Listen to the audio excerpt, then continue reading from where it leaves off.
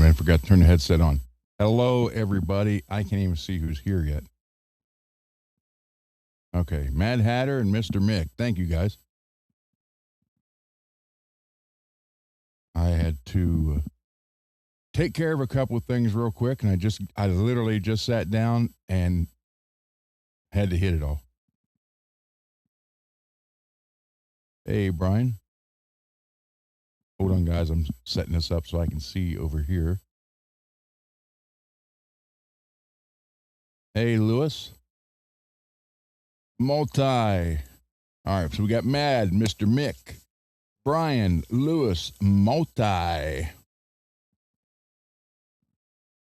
Hello, guys. And yeah, after I read your letter, Matt, I realized what those pickups were. So yes, I will do that. No problem. Not an issue at all. And why is this thing crackling?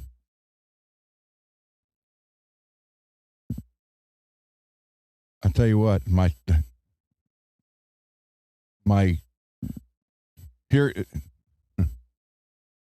stand that holds the cell phone to do the little short videos broke.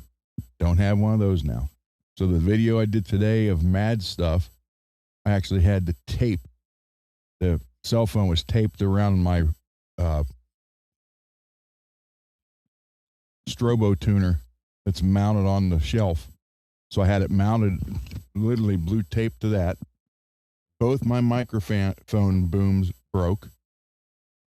Like, man. And now my mother's here. I knew it.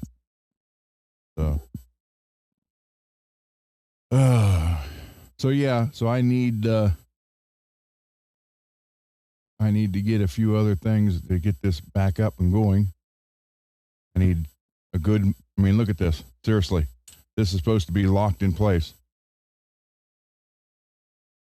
And it's not just this piece, it's the whole thing. This is broke, and then the whole thing is broke. So I can't, it keeps wanting to slide away. The good gator work frame one I had, that one was the one that pulled down, and I pulled it down, and the top pulled out of it. Like a band, it broke. So,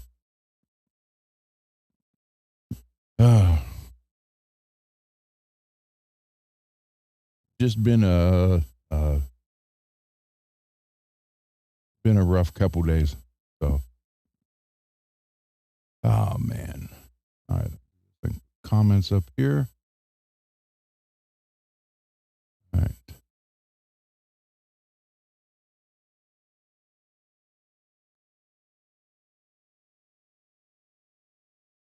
Yeah, well, I did. This one is I forget which one this one is. The Gator framework one, that was like 125 or 135, and this one's right around 100, and they're shot.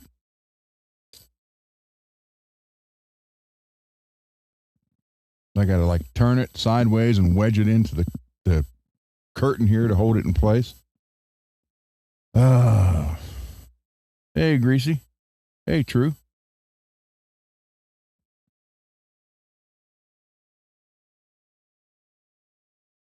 Oh, okay.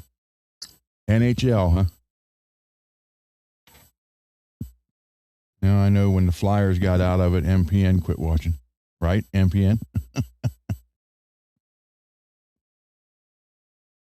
I quit watching when the Penguins got out of it. I only watched like one or two. I think the last two games the Penguins played.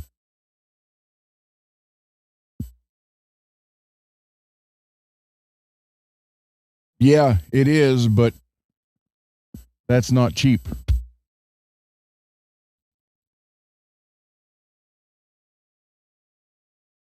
Yeah, there's a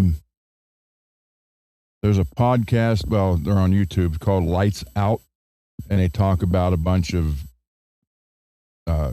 serial killers and stuff like that. Those guys also have those red ones that are, level this way. And man, they're so nice, but I looked them up. They were like $300 for one, and I can't do that. Wish I could. Well, I could tell you here in a minute. Hold on. Let me see.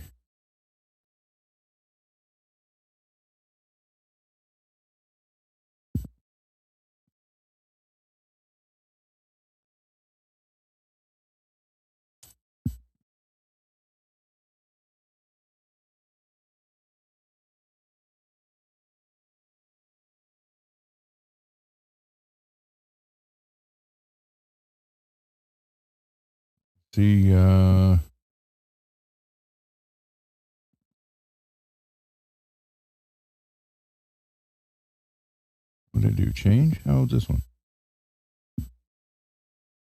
Well, wait a minute. Let me go back to an older one. Apparently they changed their setting because they used to have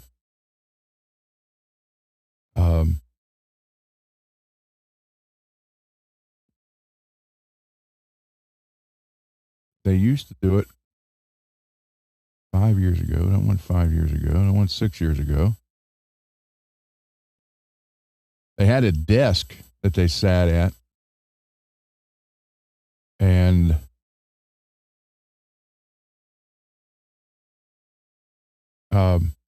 they each of them they want one on each side of the desk.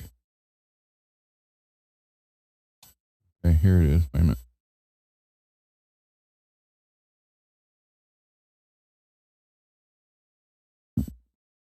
Crap, I can't see the kind it is. Hold on. Wait a minute. Hold on, Drew. See if it's the one you're talking about. Let me just share the screen for a second.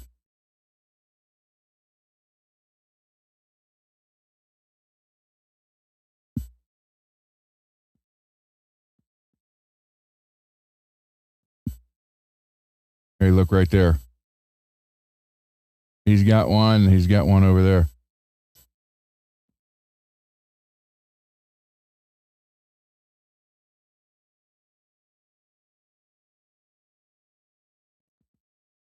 Yeah, those were like I looked them up before when they got them, and they were right around the $300 mark, but they just moved like flood, just right there.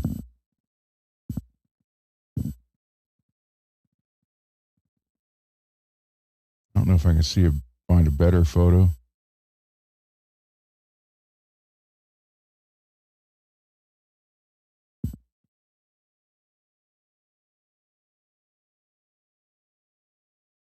Dang it. Try to see if I can find the name.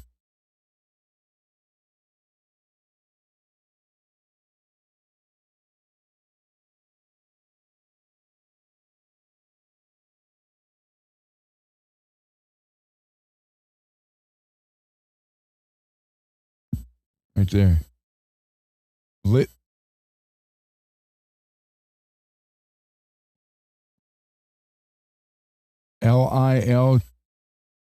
Liltima.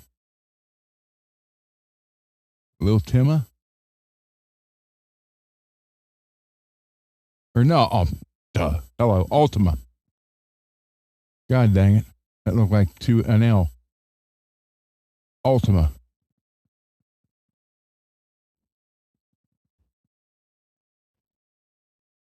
Ultima, that's the name of it.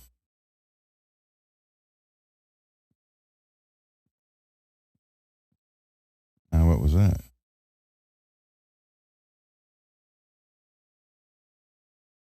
Okay. All right.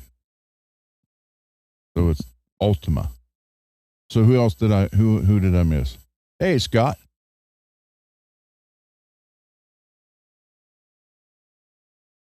We have, okay, Lewis, True, Scott, Greasy, Derek, Russell, John. Hey, John. Scott, is it done? No, not yet. I am actually still finishing, I'm finishing up the frets. And then I'm going to put the tuners on it. The new tuners came in, and rained, humid all week, rained last 3 days, including today. And I think it's supposed to rain a little bit tomorrow, then Sunday. But next Monday, Tuesday, and Wednesday is supposed to be low 70s and low humidity. So maybe I can get Dane's guitar done, Marshall's painted, and maybe even Bay Area Rich's guitar. So hopefully. I need to build a stand so once the guitar is painted, because I have like 5 of the things that attach the body to the fixture, but once they're painted and they start to dry, I need to make a stand that I can, with the rods sticking up, I can stick them in there to keep them in place while they dry.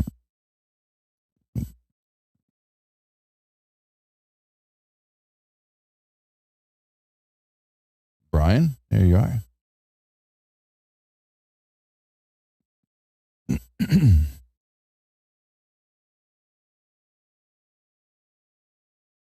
Yeah, little Timma.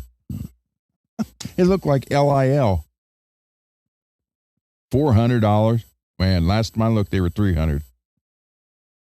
Definitely can't afford that. Hey, Zach.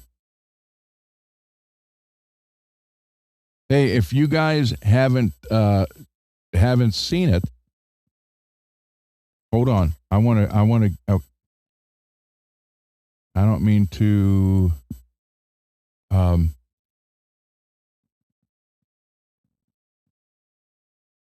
let me figure out here.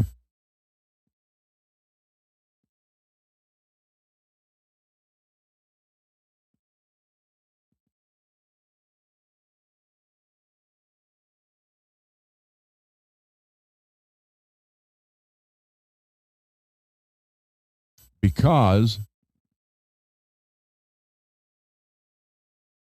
and I think he is a phenomenal guitar player.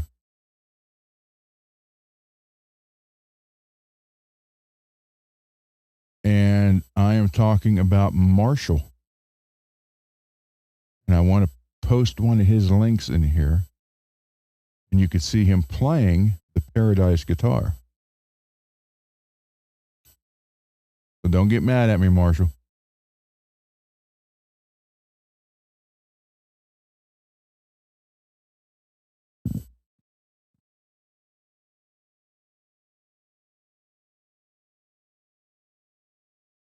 Rocking out the Paradise, man.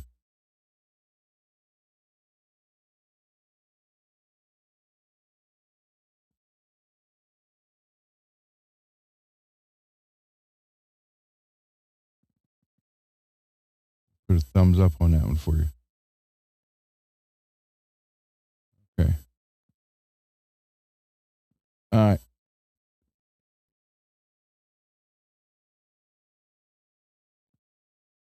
It's a great guitar, Marshall. It really is. All right, let me put this in here. So here is Marshall. And if you like what you see, now granted, this is 4 years old, but nonetheless, fantastic guitar playing.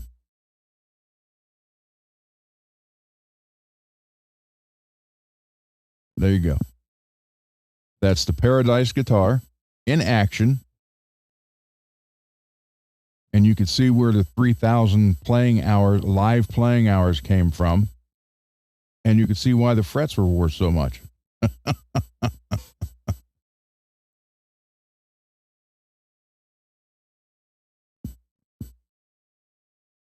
So if you like what you see, subscribe to Marshall's channel. Phenomenal player. Really is. Look, I don't mind on this channel. I don't mind promoting quality work and other channels on here. That's fine with me. But I'm not going to tell you to say, hey, go over and leave a comment and tell them I sent you. I'm not going to do that crap.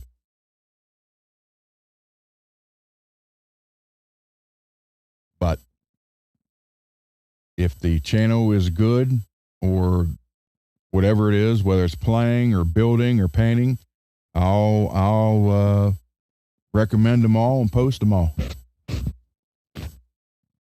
Why not, Derek? Because I am not that simple-minded to do that. Why is my Charvel LED light tilting down like it's got neck heavy? Okay, there we go. There you go, John. And don't forget, if you want a shirt, you can get these: sweatshirt, hoodie, hat, koozie, decals, and the upcoming Gunner project one, thanks to Mr. and Mrs. Mick for making all it possible, and Mr. Mick coming up with the logo like in no time whatsoever. So that was pretty cool. Best thing about air guitars, John, is they never go out of tune. And if it's active, the batteries never die. The cable never breaks. Love air guitars. Yes, and Mad's birthday's coming up, so happy birthday. You know what? Wait a minute. Do I have it in here? No, but here you go, Mad. Happy birthday.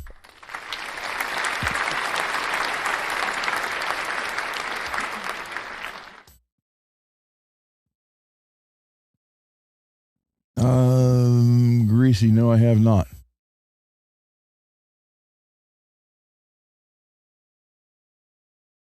Have not seen that. So if if you hear this, Peggy, let Mad in. Let's do this. Okay, hold on, wait a minute. Get you to Yeah, Marshall's got 52 subscribers. Here we go. Do this and get Marshall. Get him going here. Again, phenomenal player. I think there you go. Okay, so what I want? Oh, Google error. Cool.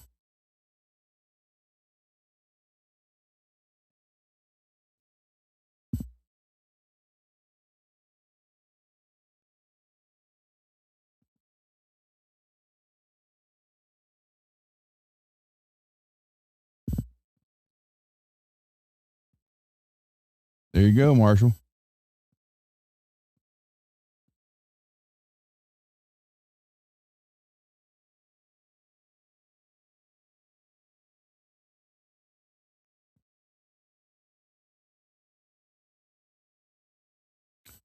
Are you Greasy? Are you talking about? You're not talking about the custom shops, are you? The USA Select series?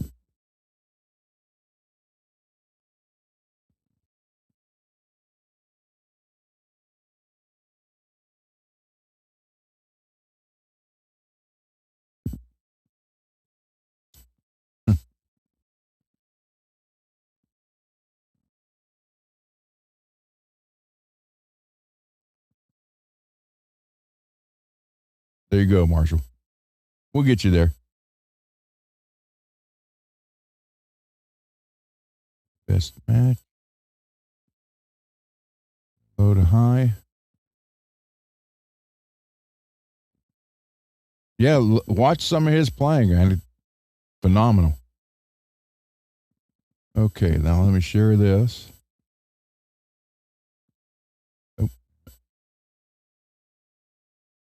I'm getting a little bit better. Still working on it though.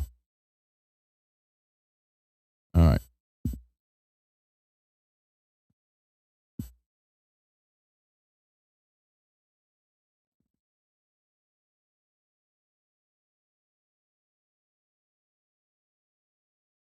These are all USA Select 24 up to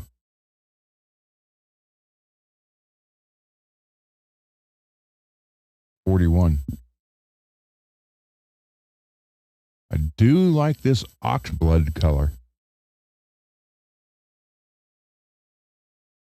But there you go. I'm going to spend all this money for this guitar and no Floyd Rose.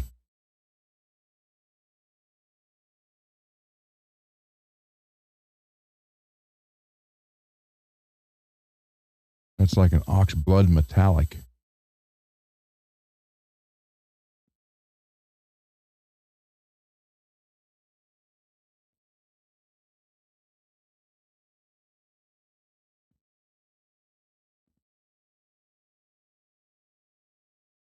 I don't even know why they build guitars anymore without Floyds on them. Back ordered, more on the way. Snow blind satin.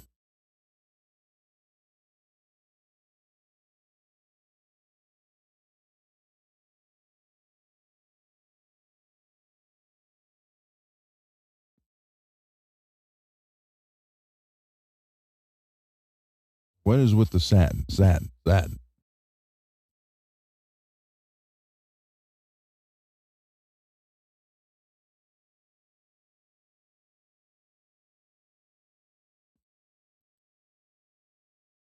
I like that color. But it's satin and no Floyd.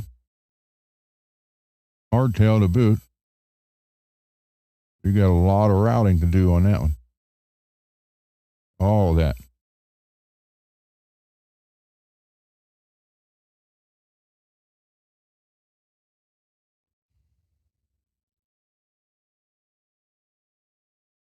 I ordered a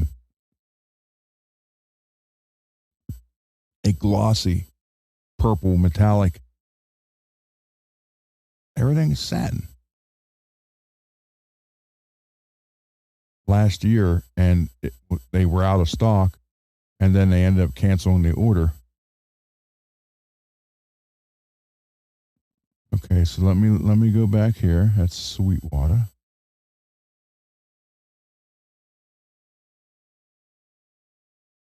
Hello, go back.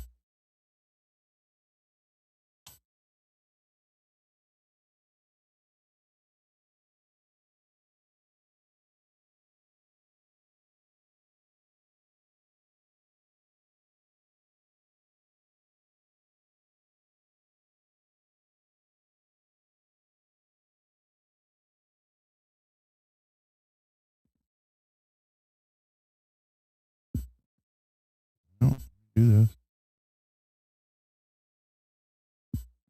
that what you're talking about, Greasy?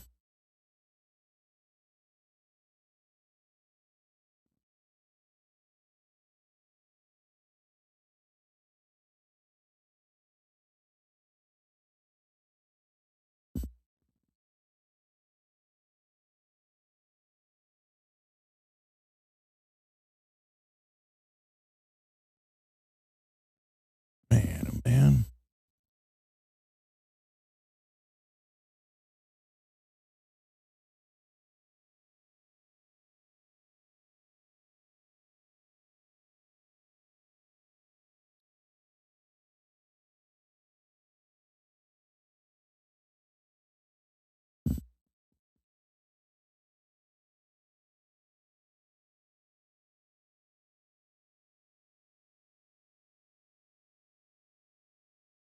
Okay. All right, let's do this. Get that out of there. Let's just go to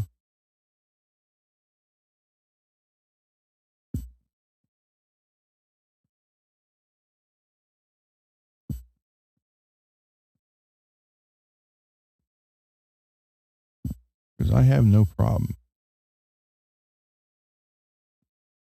going to Charvel at all.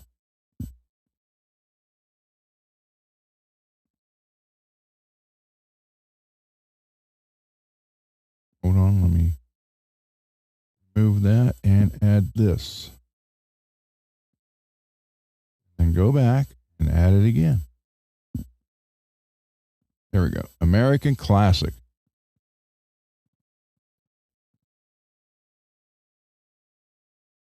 View now.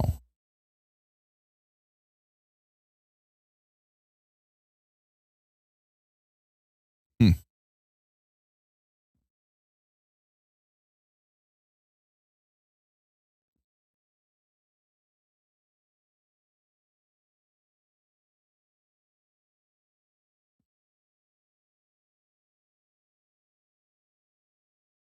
$700, 2,800. Scott, how do you like your Pro Soloist or Soloist Pro?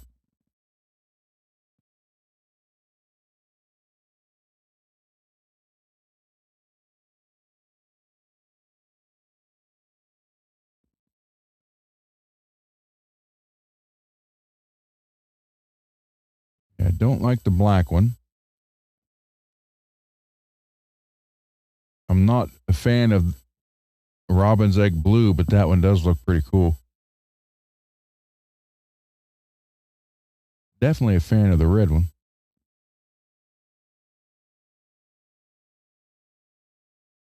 Scott, not only Kiesel, but the Paradise guitar that I'm working on,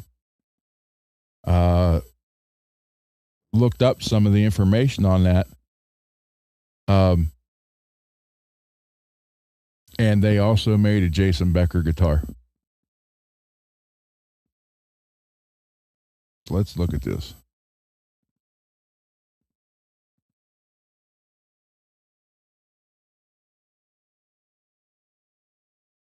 Okay.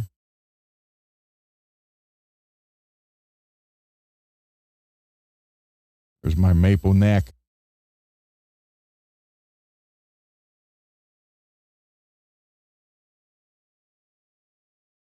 That right there sucks. I'm sorry. I've fixed too many guitars because of that. But I need that matte neck.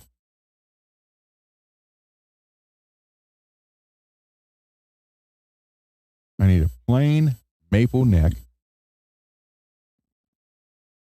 for a Charvel Pro Mod. I will trade an ebony one, like new shape.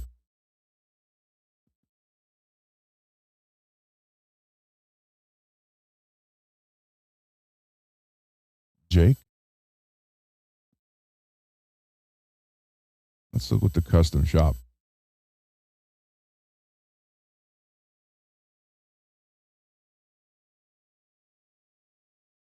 Okay, I really like that one. I really like that one.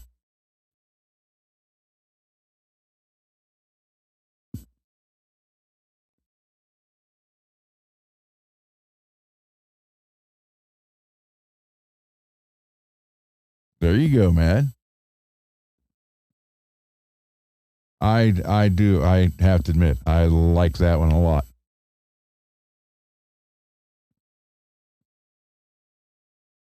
Ooh, look at that fretboard.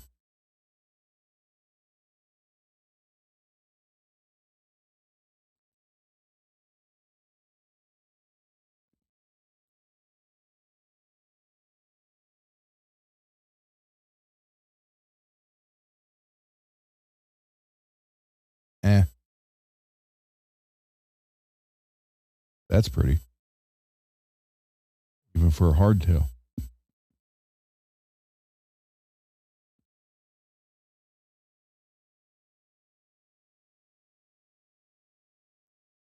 Wow, there's a big bevel there. Oh, that's cool. It fades out to nothing. It's just around the back of the body. That's kind of neat, actually. Evertune.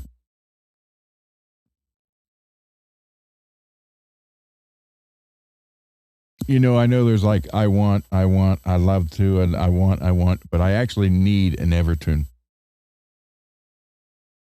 or an Evertune guitar. I can't install that because there's so much to that.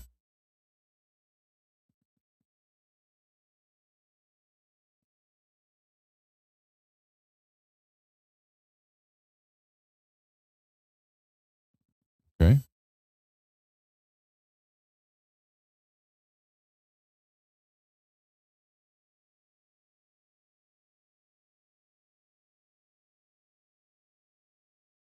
Why do you keep going back?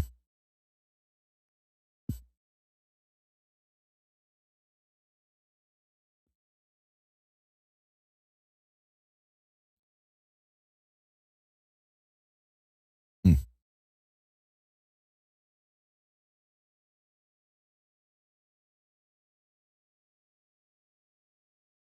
Stop. Okay, this kind of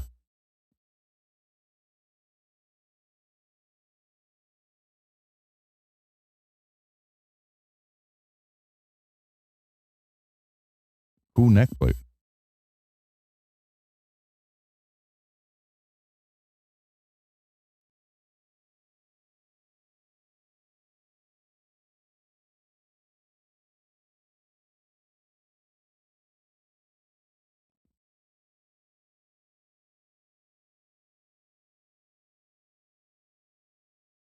By the way, Charvel had that body first.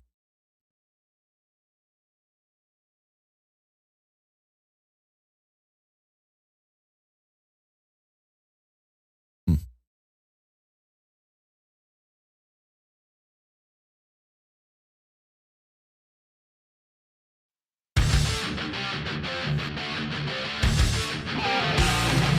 Early days of Charvel goes back to 79, 80.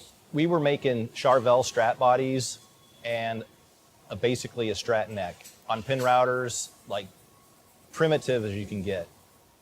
Later on, we started doing a dinky body, star bodies. It was in an industrial complex where the bay door would be open, and then you could see woodworking going on in here, and people would come up, hey, what are you guys doing here? And I'd tell them.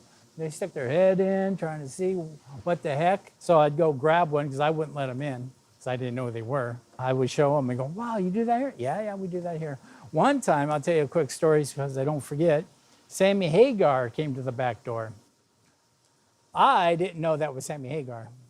So he's looking for Grover and I go, oh, he's over there. I think, I just go, no, you can't come in this way. I wouldn't let him in. Back in the early 80s, the hair bands were starting. Warren DeMartini would come in. We'd do some work on the necks for him because he liked specific back shapes and stuff like that. He was one of the up and coming rock stars with Rat, and they became really famous. In fact, the band practiced in San Dimas in our paint department a little bit before it was completed. Alan Holdsworth came in and was one of the guys that would hang out and use some of the floor space for his practicing. Jake E. Lee would come in every once in a while to pick up a new guitar, as he got many back in the day. If we went a week without a rock star coming in, it was like, well, what happened? The shop was actually located in Glendora, right on the border of Gladstone. The P.O. box was in San Dimas. That's where the San Dimas name came from. Very, very small place, very crude machinery, very few machines, very little industrial park building. All this stuff was created in, which it was amazing. You could create these beautiful guitars with so few tools. We would get a 3x5 business card with directions as far as a one hum trem, 2 3/16, the directions of what the build would be. And we would have a stack of 25 or 30 cards on each body. So you'd have to route this one like a one hum Kaler, a one hum Nos trem, a one hum 2 single coil something else. And it was all different like that. And on that card also would have a neck with a rosewood board, white dots, an ebony neck with pearl dots. Each guitar was built individually and pre-sold. We weren't building things to load up a warehouse. They were doing things to the guitar like the fretboard radius, the back shape. All these things were customized, and people were coming up with ways to make them play better, or at least better suit their playing style. And at that time, the playing style, it was faster, it was more aggressive. You're using Floyd Rose now, which before you didn't have the locking ability.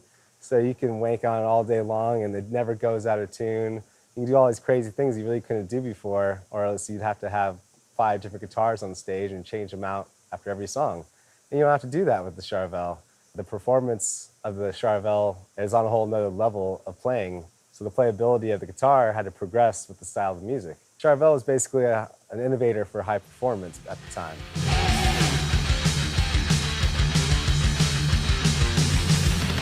By '79, Charvel had gone to a NAMM show to display their first prized guitars.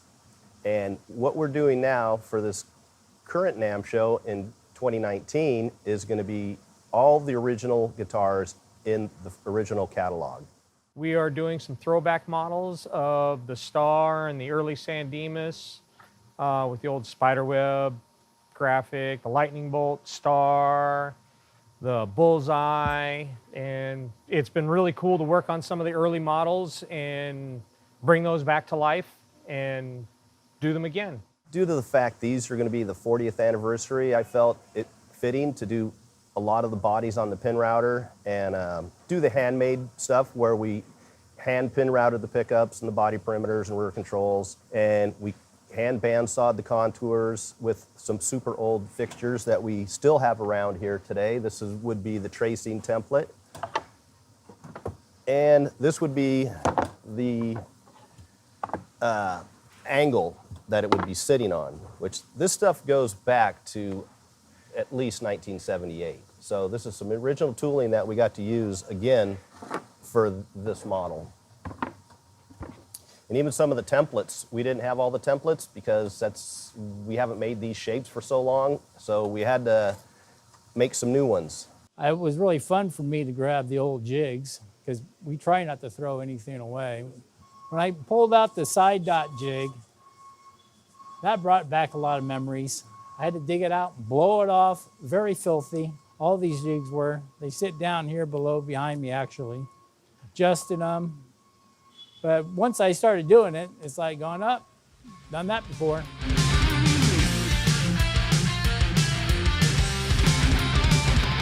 Oh, that looked badass, dude. I think my favorite's probably that lightning bolt graphic, Star. I remember when I was working back at that small guitar shop when I was 15, someone brought in a lightning bolt graphic Charvel bass. I remember how cool that thing was. Yeah, I'm super excited to do the throwback models for the Charvel 40th anniversary. I mean, you're gonna see some things you haven't seen probably since then, or very few of since then. So to see these models be redone and be remade in that same sense, even down to the way that they're crafted, is pretty incredible. I mean, we really got nitty gritty on this stuff. We even got down to the custom fingerboard radius. We're remaking some of the bridges, having them hand machined, just like they were done back in the day. Every part of the detail has really been paid attention to.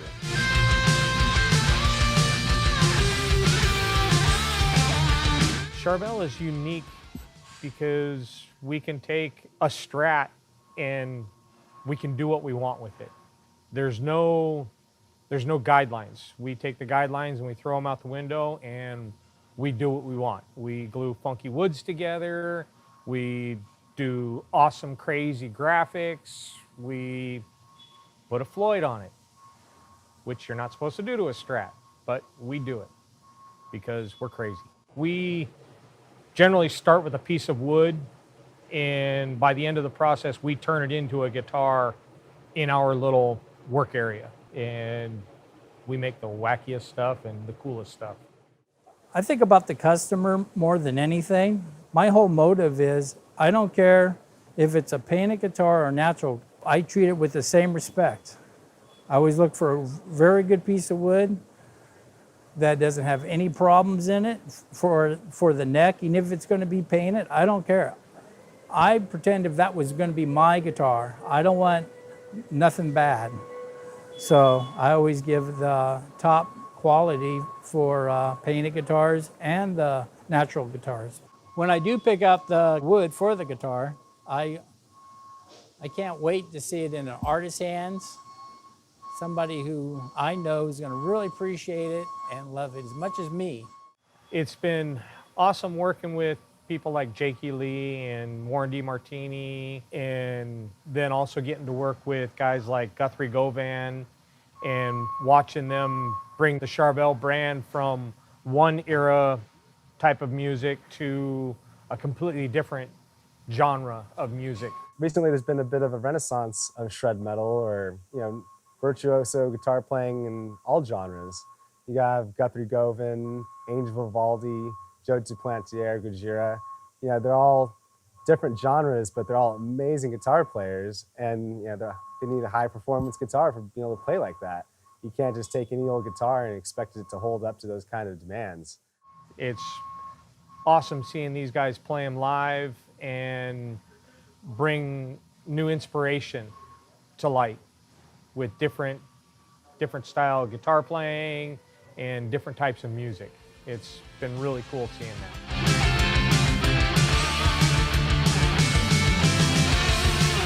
It's definitely a privilege being part of the group. You're building guitars for your own guitar heroes. And it's really cool to have come into it and be able to be a part of it. But it wasn't easy. These guys have their ways of doing things, and there's a lot of integrity there. They don't want to cut any corners. So they definitely didn't allow me to do any of that either.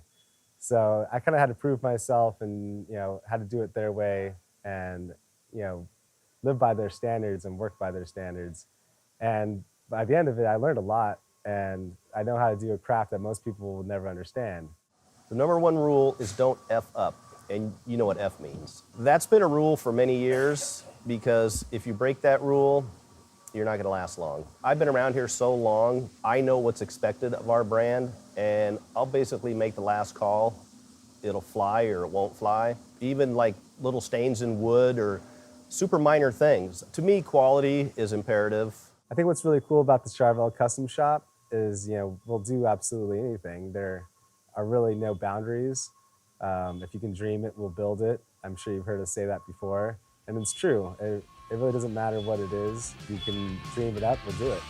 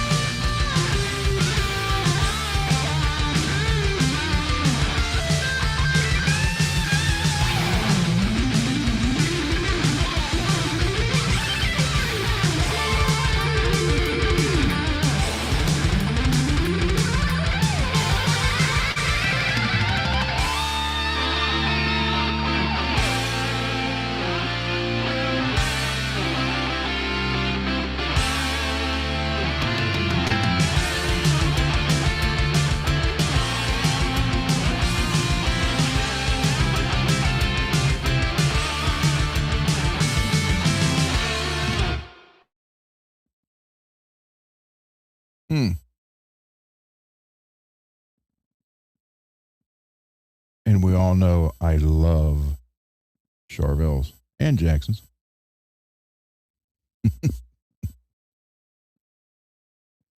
Let's see, Scott. Yeah, I asked you about the your soloist. Sorry, I saw part of the answer, but I love my new Jackson. Hold on. Took you a minute to get used to the white.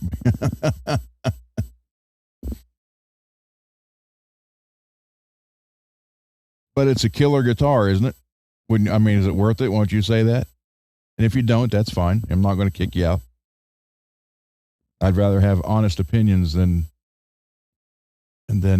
people just try to agree with me. Yeah, it was. I'll probably get copyrighted. I'm surprised they didn't end the channel on that.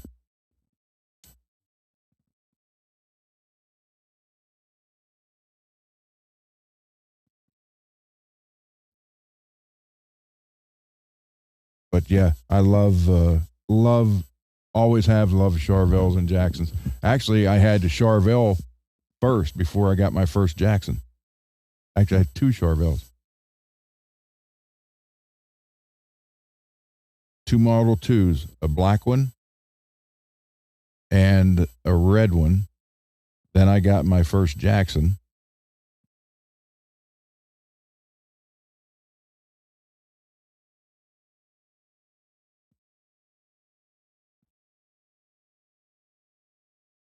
Oh, you're the one. Okay.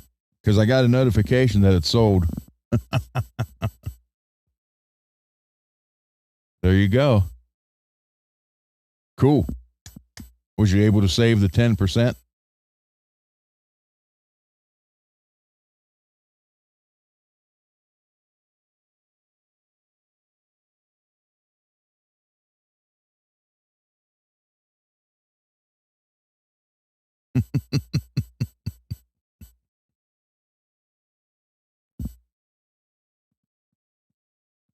Birdman of Livermore and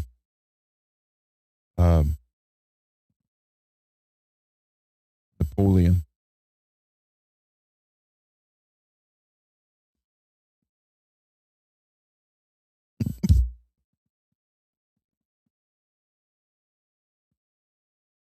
Oh, well.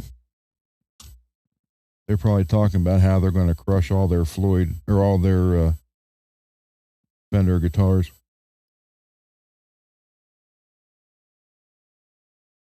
Which doesn't do a thing for anybody because they're already purchased.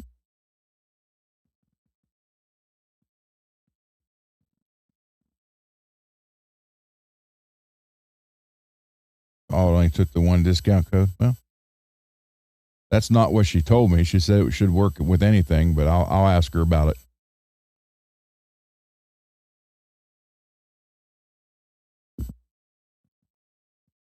Because that was one thing that I was happy about. I was like, oh, cool. There's already a sale. You get 10% more. So here in a little bit, we are going to,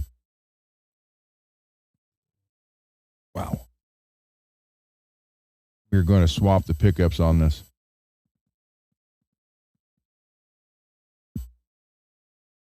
I want to put the Seymour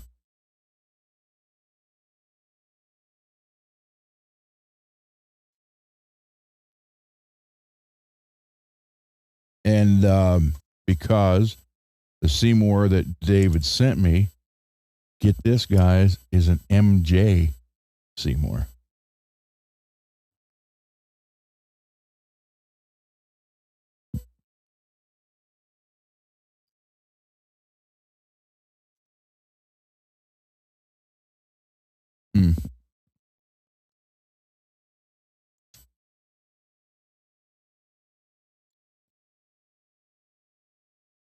You had to enter the code for the 13. Yeah, that doesn't make sense. Why?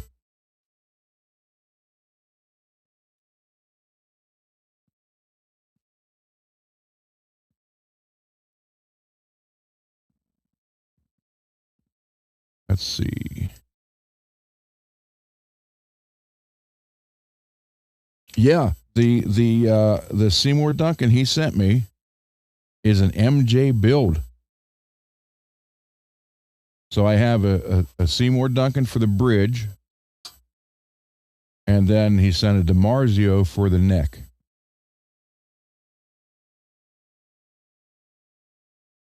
But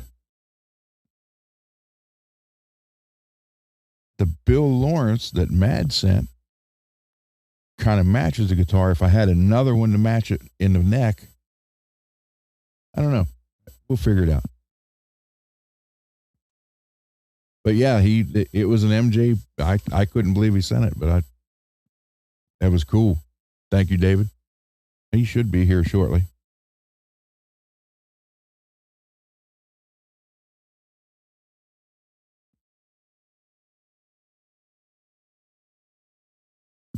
So anybody want to join for a little while?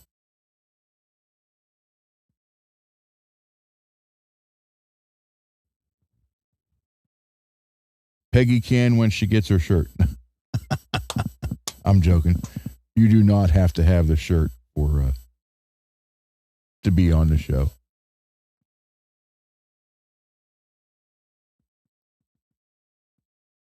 Yes, no. Getting notification.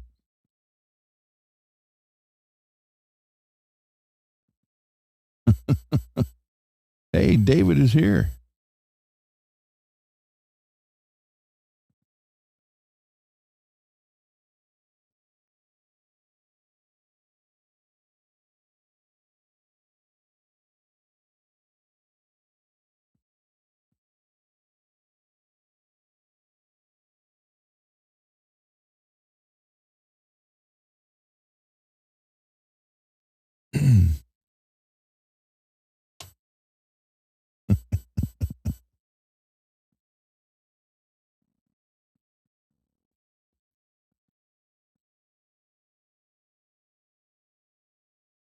You know,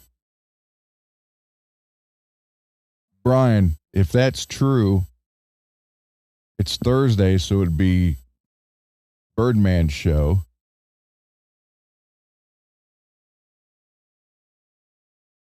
And if Napoleon's on it, then he's backing off his word because he said he would never go on that show again because that show is terrible and he never stays on topic and blah, blah, blah. And it's just a loser channel and unprofessional. And he didn't want to associate himself with that.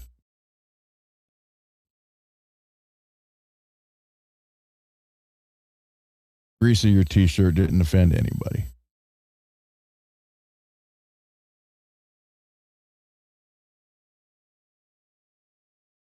So anybody want to jump on?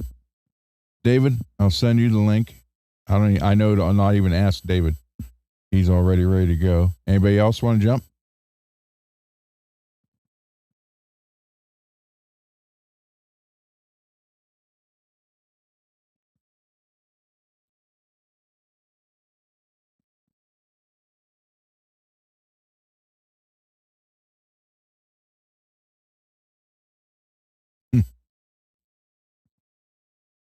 Yeah, when Napoleon said, "I'll never do that show again," that's so unprofessional, and I don't want to associate myself with that.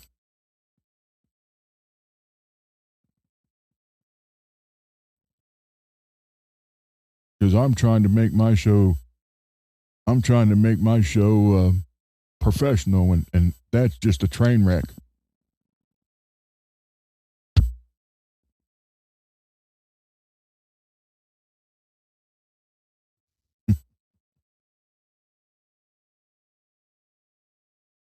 Okay, tell me this, Tone. How many people's watching?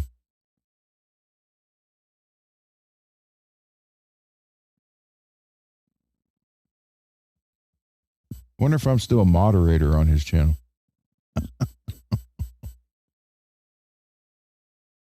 That would be funny.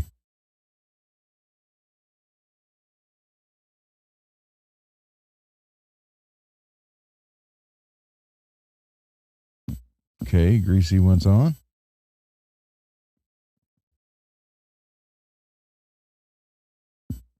Not Pinky, Greasy.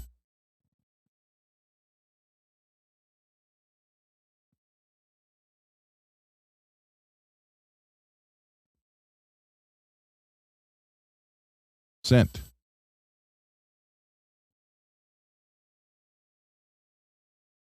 Three people and 17 bots.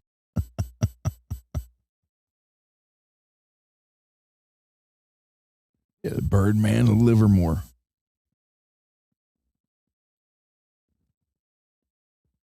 Oh, well.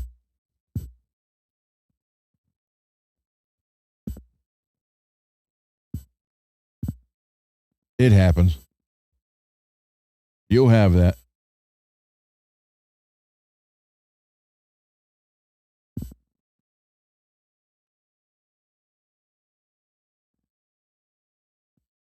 Okay, David is here. Oh, wait, I got to do this. Add it to screen. Here you go, David. Don't hear you. You having an earthquake there in Texas? No. How about now? There you go. No.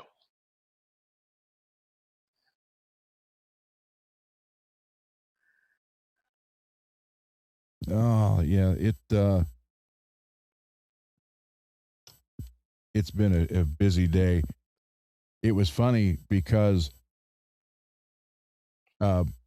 Matt had sent me a box, and then it's supposed to be here on the 8th, and he's like, "Oh, you should have got it," and I said, "I didn't get it yet." So he checked the tracking. He's like, "Yeah, it says it's delivered to the post office box." I'm like, "I don't have a post office box anymore." So I called them this morning, and they're like, "Yeah, it's here." But we it just we don't know because it had Ron Gunner on it. I said that's mine. It came from Vermont, and I gave Mad's name. I said that's who it's from. They're like, yeah. So I went up there, and they had a tag on it. If no one would have called or picked it up by the 18th, they would have sent it back to Mad. So I went in there, and the guy gave it to me. Scott says he would recommend the Jackson Pro Soloist. You got a great deal, $622, including tax and shipping. Wow. Is it made in Japan or Korea? It's actually what? Oh, you got the blue, the burst. Is that Indonesia?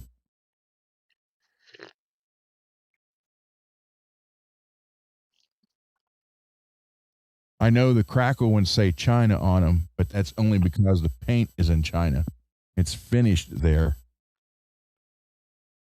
So they have to, because of the trade rights and stuff, since they're the last ones to touch it, that's where it says it's crafted from.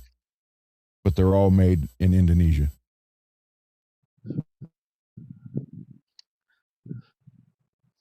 How does it sound, Scott?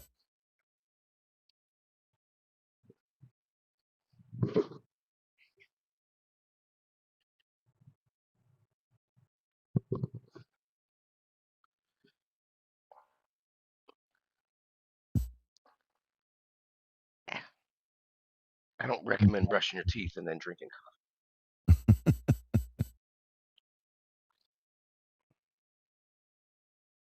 Let's see. Well, my drink's over there. So cool. Wait, let me. There you go. And my Oxford paint came in. Oh, did it? Yeah. Do an unboxing. I only bought 3 cans. That's all right. Do an unboxing. There you go. Let's see here.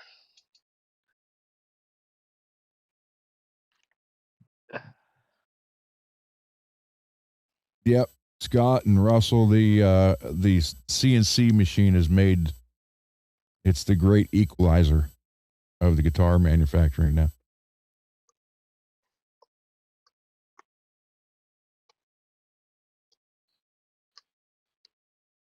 We'll just use the overly excessive knife to open this box.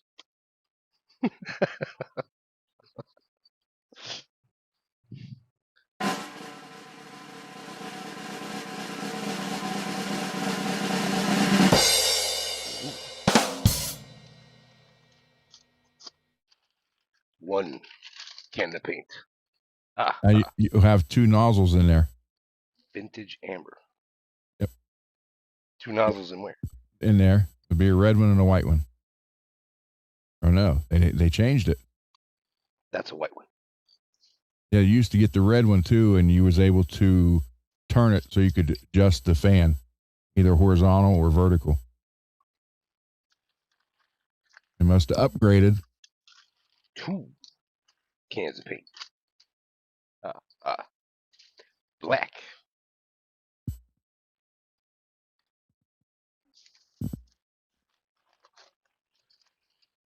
Three cans of paint. Yeah.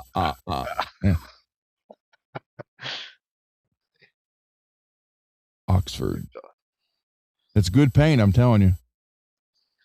They send you a decal? I got a booklet of some sort. Let's see. All their colors. And yeah, I got a decal. There you go. And something colorful. Yep. Get that with every order. Nice. And then it shows me how much I paid. Great. Oh, by the way, David and Derek, your spools are ordered. Oh, nice. Thank you. Thank you.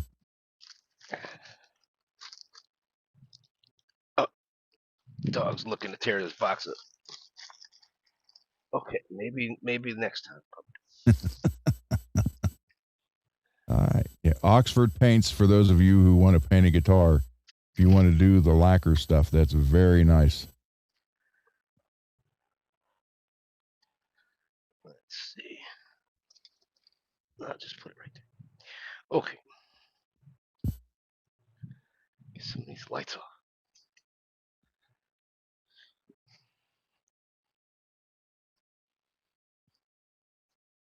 I don't want to have on all these bright lights. I might just burn up.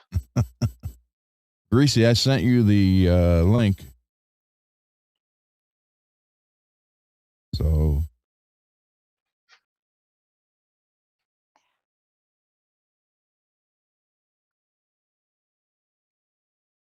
on the pros, where the neck is not painted, where it goes from there to the paint, you can feel that.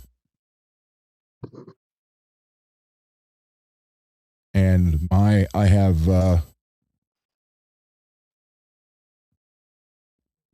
hold on, let me untie this. Start to taste more like coffee. Less like crust. Like this one, you can feel it, but it's not that bad. Greasy's in the waiting room. Oh, okay. So you can feel that, but not as bad. Me add. There he is. Hey, what's Here's the happening? man. Not much. So Greasy did buy the Floyd Rose. I sure did. This morning. I saw that and it's still there. And it's perfect. I needed the R2 nut for the skull and bones. And it came with everything. And it's like, the only thing it was missing was the screws for the retainer bar, but that one doesn't use the retainer bar. So that's cool. So whenever I swap out all the hardware on that, I'm just going to send it to you. Oh, cool. Thank you. Yeah. Scott, on this one, Charvel, this one you can feel quite a bit. There's a big ridge right there. I mean, it'll. Let me try this. Listen. You see if I can do it. The ridge wasn't so crazy on the mirror, was it? No. You could feel it, but it wasn't like, like a shelf. Barely. Yeah. That's what all the other ones are, except for this one. This one, it's literally, I mean, you can catch your fingernail on it. Wow. Maybe that's why I thought about repainting this one. Thicker or something. Yeah. Well, I think from the looks of it, looks like there may have been a transition strip, like that white one, the pale, and it was removed. So, like I said, I bought this one used. So I thought about repainting it, and the only reason I didn't is because I can't fix the abalone where the dent is. Yeah, remember you showing that before. That's a bummer on a really amazing looking guitar. There's that dent, and then right below, it's like it hit right there, and then a big one right there. You can see it. Oh, damn.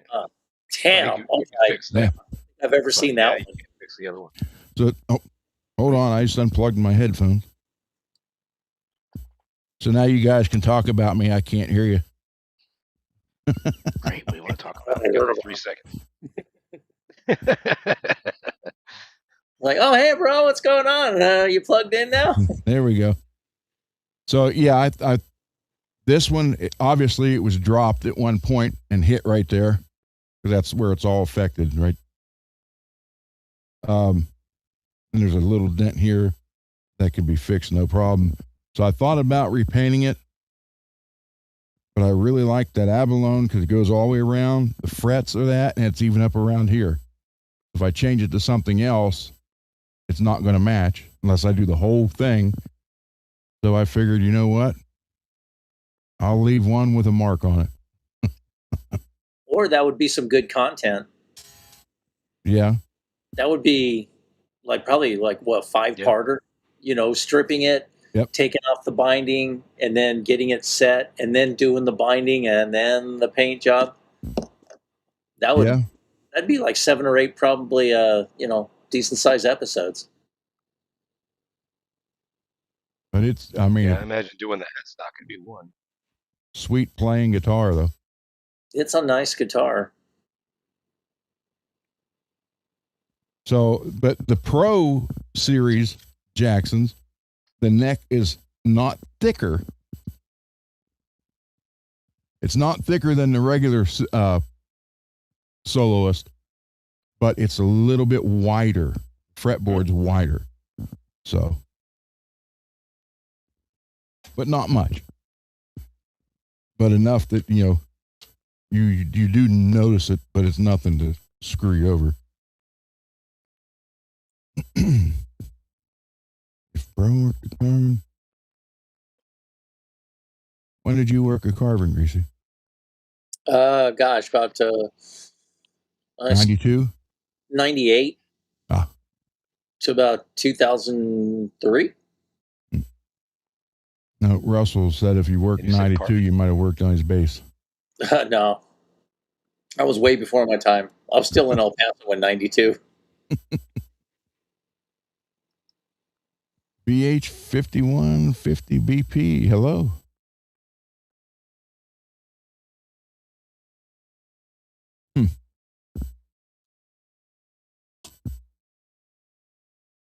I saw someone else in there today. Yeah. I thought was newer. Snug Joe Bucks 8 RRG AI viewer stream boot. I don't know what that is. Oh well. All right, I'm going to put this on the bench and take these pickups out and put the Seymour in and the DiMarzio. And we'll see how the DiMarzio goes.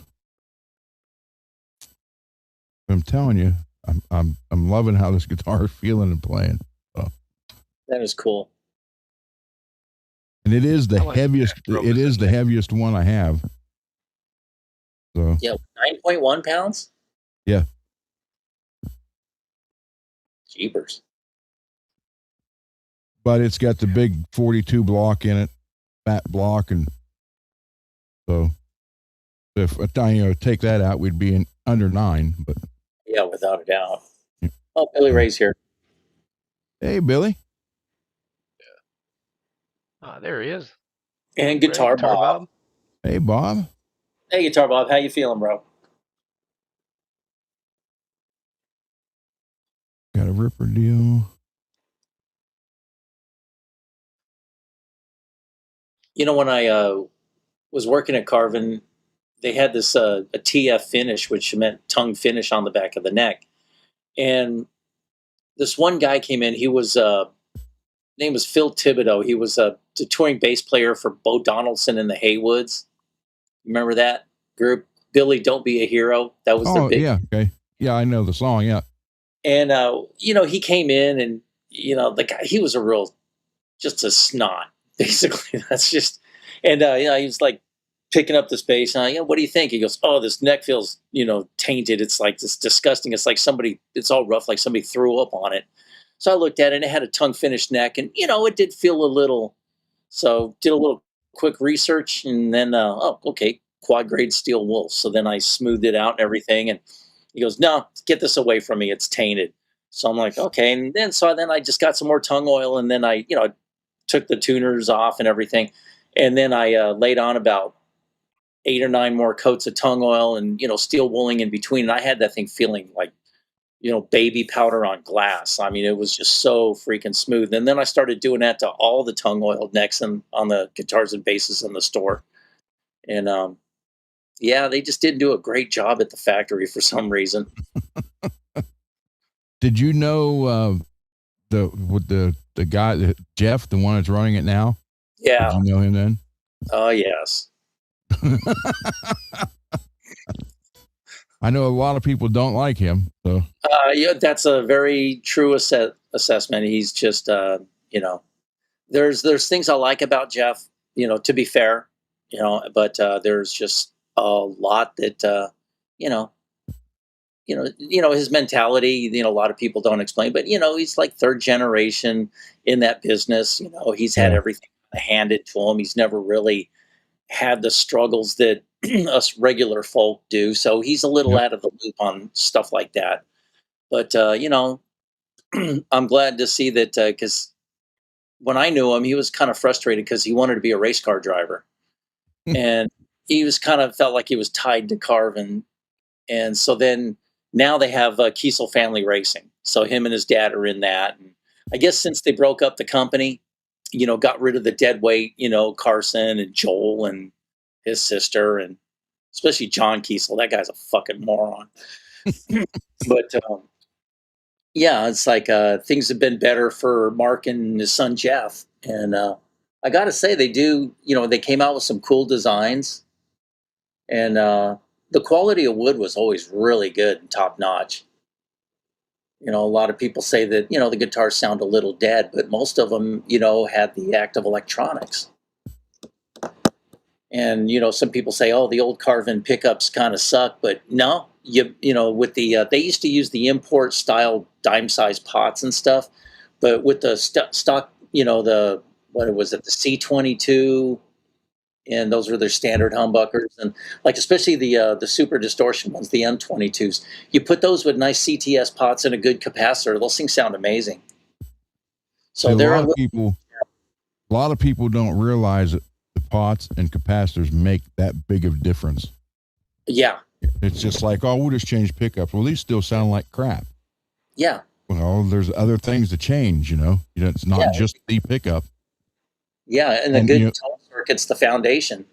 I could put the same pickup in one of the 2 ash body Charvels and put it in the green one that's not ash, and it's going to sound different, even though everything else is the same.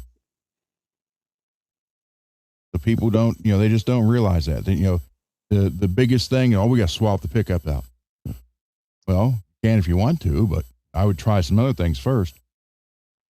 Excuse me. Yeah, like before Guitar Max was Guitar Max, to me he was just Max, and I was working on he had this Blueburst Jackson Warrior and flame top or quilt top, I think, and so he mucked up his wiring. He was doing something, so he brought it to me, and I put in CTS pots, Switchcraft 3-way switch, and just upgraded everything. The barrel, Switchcraft jack, I just, and shielded it and everything. Mm-hmm. And especially the capacitor. And I told him, I said, your guitar sounds a lot different. And he still had the Duncan design pickups in there.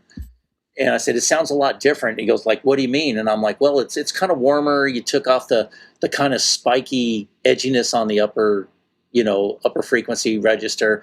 And it sounds a little warmer and fatter, a little more mid-focused a little bit, but tightened up the bass, and the pickup sounded really good. And I said, well, if you don't like it, I can just, change it back to, and, so he took it home and played. He's like, dude, this thing's amazing. I'm like, oh, okay. And, I mean, Max is doing really good in his channel. Yeah, he is. Yeah. And he's got a really cool wife. beautiful woman, got a nice, has a daughter, and and plus he's a pilot too, so he has an old Belanca, high wing tail dragger. So I that's remember cool. him talking about taking flying lessons. Yeah, he's a pilot. Yeah, so he's got his license and everything. So Cool. yeah, he's got quite the charm life going on. And his hair, that bastard. All right, I'm going to take this on the bench. You guys, deal with it. That's it. So Keep channeling. that's it. I'm going to the other show. Well, when you're there, tell them I sent you. Exactly. Like, share, subscribe. Yeah. Okay. Forgot the phone, so now I can't see what I'm doing. There was always a part of me like I have a hat like him, and one day I was just gonna just pop up wearing the hat and do the hey, what's going on?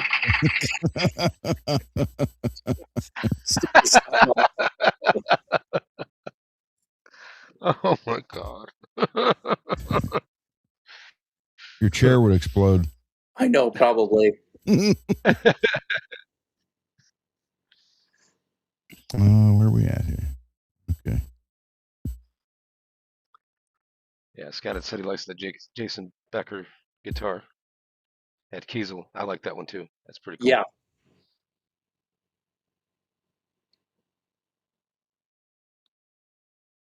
Live. Okay. At least this way I could see the chat. Okay. And things are moved. I moved things.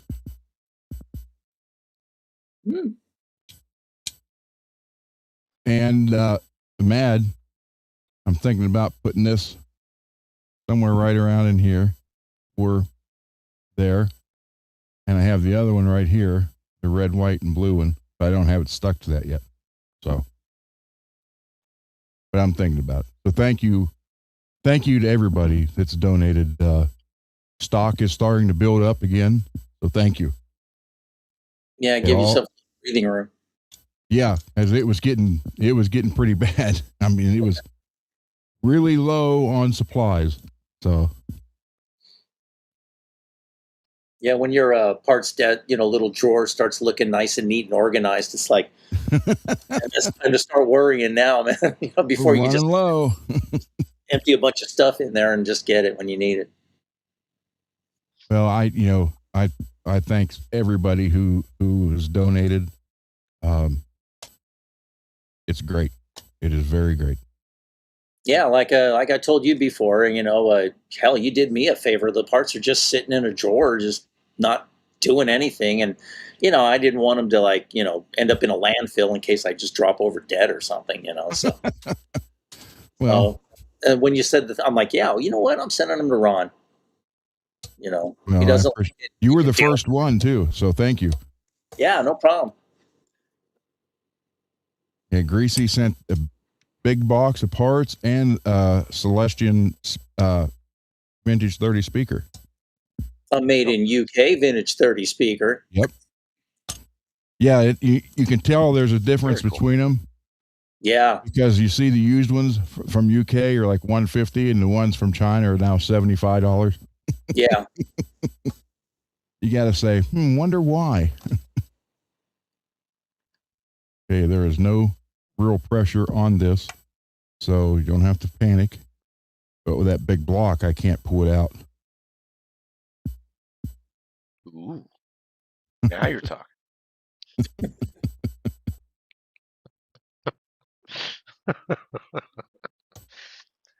And it's got that hole in the back. I remember we were talking about that one day. Yep. Yeah, you guys flaunting your guitar fingering privilege in front of me and stuff, making me feel all left out and stuff, man. I'm stud. You relax. We'll send you a screwdriver. Exactly.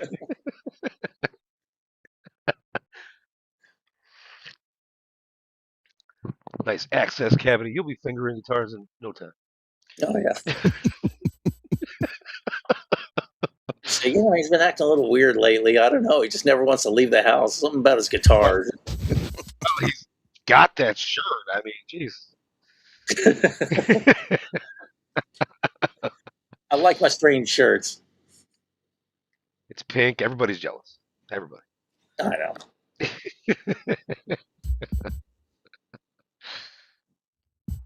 Let's see. It wouldn't be any fun to bring up if it wasn't Ron's favorite color. I mean, It would probably be like a complete waste of money, but one pedal that I've always kind of wanted to have was the fart pedal.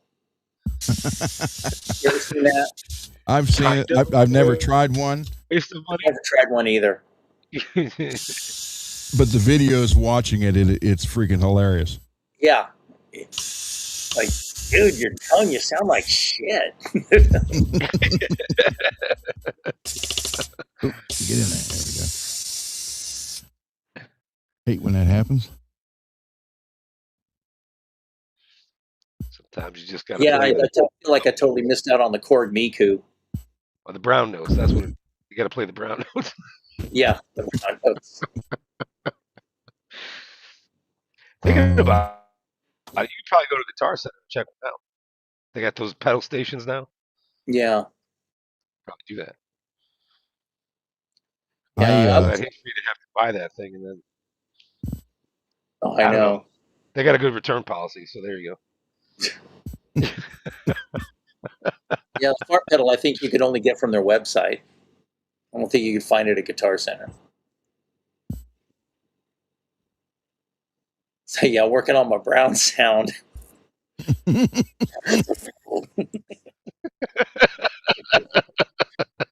Oh, what's the name of this song? It's called Green Apple Splatters. Ring of Fire. Yeah, Ring of Fire. Get on your underoos and Pokemon looking shittier than the motherfucker.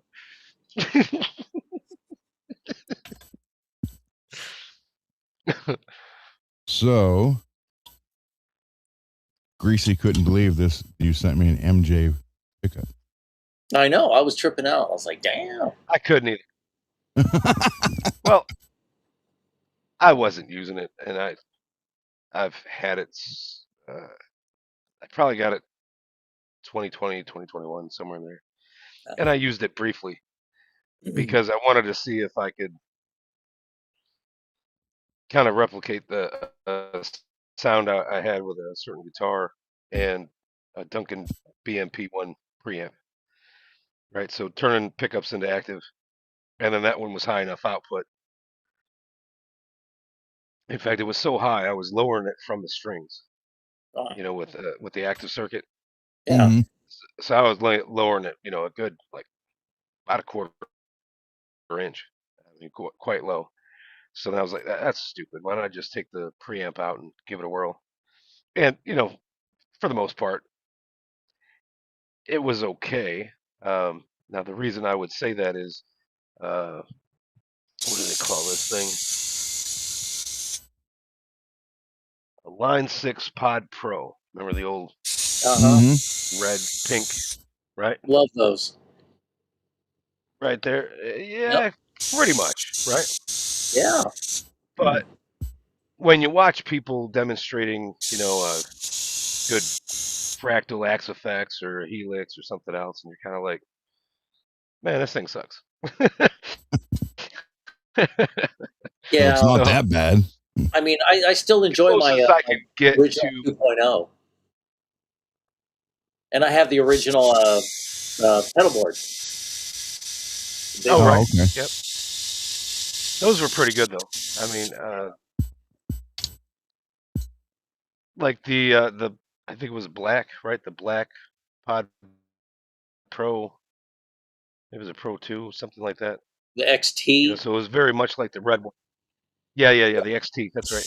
Yeah, when the XT came out, a lot of people were very impressed with those, and a lot of people said that they were better than the red one and everything else. And just, I don't know. I felt like without active pickups, I was really struggling to get anything out of it, consistently.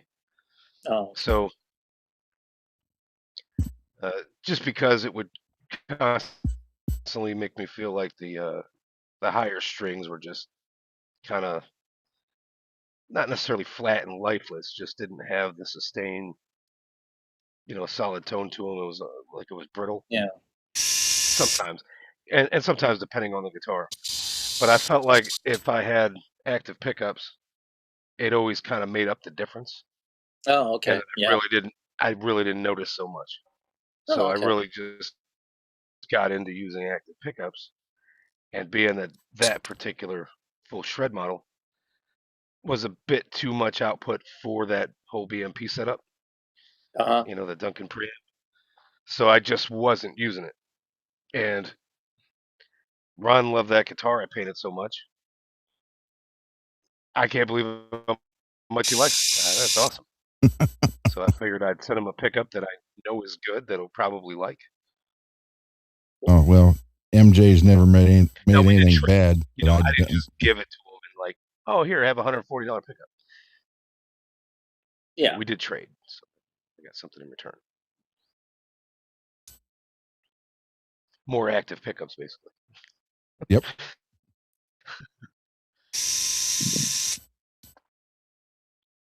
Get in there. I'm not going to say Scott it said, because you guys will ride it. So that's what she said. I'll leave that alone. I usually never miss an opportunity to throw that out. I think it's never not funny. Especially like the super cut of all those times that on the Office where Steve Carell says it. Yes. Or there's a time when somebody will say, "Oh man, I was doing this project. I couldn't believe how long and hard it was." And like I won't say anything, and then everybody stops and looks at me. But they're like, "Go ahead and say it." And I'm like, "Okay." So then I say it. Well, you got it though when they say, "Hey, hold on, we know what you're going to say," and they start laughing, and you don't have to say it. Yeah, I know. You sit there, people are cracking up. That's pretty cool. Yeah, because there's so many other people that just don't have a sense of humor. Period. Yep. But think they do. Like who? Like pretty much everybody that I was related to. I mean, it's like you're sitting there and like, oh my god, the most basic of the basics. Well, I could think of. Well, I guess admittedly, they didn't seem like they had much of a sense of humor in the military. I kept at it though. I tried You anyway. can weave some good sarcasm in the military. Oh yeah. Just like describing a situation as, "Oh, I can't do this. Oh, you can't do that. You're just not gonna," and then you just go, just pontificate for like 20 minutes about how this guy's not going to put any effort. He's just going to let everything go to shit and put everyone's lives at jeopardy, possibly get everyone killed. And then they're going to have to send the guys to inform their mothers because this moron got everybody killed. And, you just do that. The way these guys would say that stuff, it was comic gold. Yeah. Yeah. There was nothing funnier than listening to two people that had been in the military at least 22 years sit there and rip on somebody. That was pretty funny. That was always funny. Yeah, it's like even if you're the person they were talking about, it was just the shit they were saying. Yeah, I went to Marine Corps boot camp in San Diego, and I mean, it was like when people would watch, R. Lee Ermey in Full Metal Jacket. I lived that, but I never got yelled at. I was just like, I was in boot camp, and I was like, okay, I'm gonna shut the heck up. I'm not gonna say no. I'm gonna do exactly as I'm told and make just like I don't want to get yelled at. And you still get yelled at. Yeah, I mean, they have to yell at you for something. Oh yeah. You didn't bring a jelly donut in, did you? No. Hell no. I was terrified to take anything in there. And some guy, brought a couple joints and he's gonna like smoke in the barracks and stuff. And man, he got busted. They kicked his ass out. And yeah, it was a trip. Guys tried committing suicide, and yeah, it was a trip. I feel like Crazy the stuff. funniest thing was when people showed up with all that long hair. the guys. Oh yeah. And then they'd get it all cut off. Yeah, There that was was always somebody that was surprised. Always. some of these guys would come in with the big old 70s fro, because I went in 79 and they had the big old beards and stuff. And I'm like, okay, I'm going to just get through this. I was like the second one off the bus when we got to San Diego. And so then, okay, and I had to stand there and watch everybody get all their head shaved after I got my head shaved and just see the transformation. And I had to like sweep up the hair. And I'm like, this sucks. I should have been the third guy and I could have just been along my way, you know? And so I'm like watching all the people who became my platoon mates, just like, wow, just the transformation. Then I'm looking at myself in the mirror like, holy crap, that's, it was a trip. That was a long, sleepless night, let me tell you.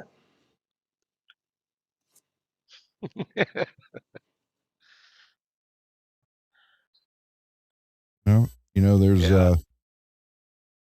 so you were in you were at Greasy. You were at Gomer Pyle's. Were you at Camp Henderson? In Pendleton, yeah. I did my infantry training school there. Did the 20 mile hike up Mount Mother Effer, and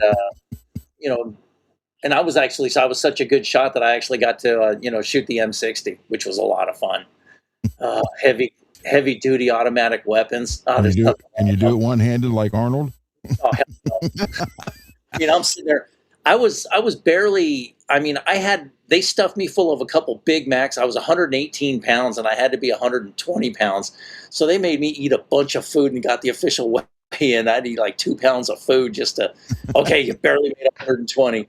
And so then all the running around, I was a rail. And then just shooting something like that, and you're just like, your arms are like, feel like rubber, you can't move. And it was fun though. And you're kind of known for just the adrenaline of just shooting something that, heavy duty firepower. Seeing chunks of people just fly off old wrecked Jeeps and stuff. Oh, it's great. Blowing stuff up. Ah, yeah. Throwing hand grenades. Yeah. Yeah, it's amazing how much fun it is to shoot and blow up cars that have already been shot and blown up. I mean, Oh, it's great. because you still see the metal flying and everything else. You don't Yeah. necessarily get the full effect of, the change in paint color, but Yeah. And I was like, to me, it was like, I was just going to go in there like, I'm not going to be a infantry guy. No grunt stuff for me. But you have to do that as part of basic training. So I had an aviation contract. I was going to work on planes. So I was just like, okay, I'm going to just do this. And, firing an RPG and stuff is, that's a blast too. Because, it's a nice sense of satisfaction when you you just blow something up. But in a constructive, fun way in training, not some sick, demented, creep who wants to cause harm to the populace, Yeah, that would. yeah.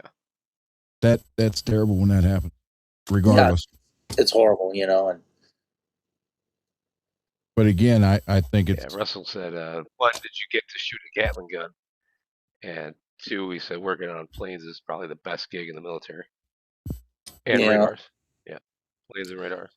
It was, I was a jet engine mechanic. I worked on F4 Phantoms. And that was, you wouldn't believe what kind of a dirty job that was. I mean, the planes are just filthy. You figure they keep them all super washed and everything.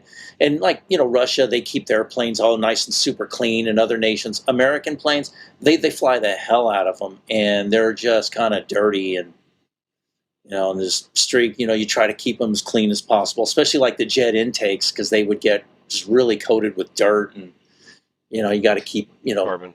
so things don't get stuck in the dirt, go down in the engine and cause problems. And, so. Yeah, there's all kind of. When a buddy of mine was at Wright Pat station there, the guy I went to school with. Oh wow! When we lived there, he was there, and he was one of the upper epsilon. So Oh, cool. we get to go over all the time to the shooting range, just shoot barrels of 5.56. Wow. Loved it. Peggy's dad worked on when he was in Fort Knox working on tanks. Wow. Ooh. That's heavy metal.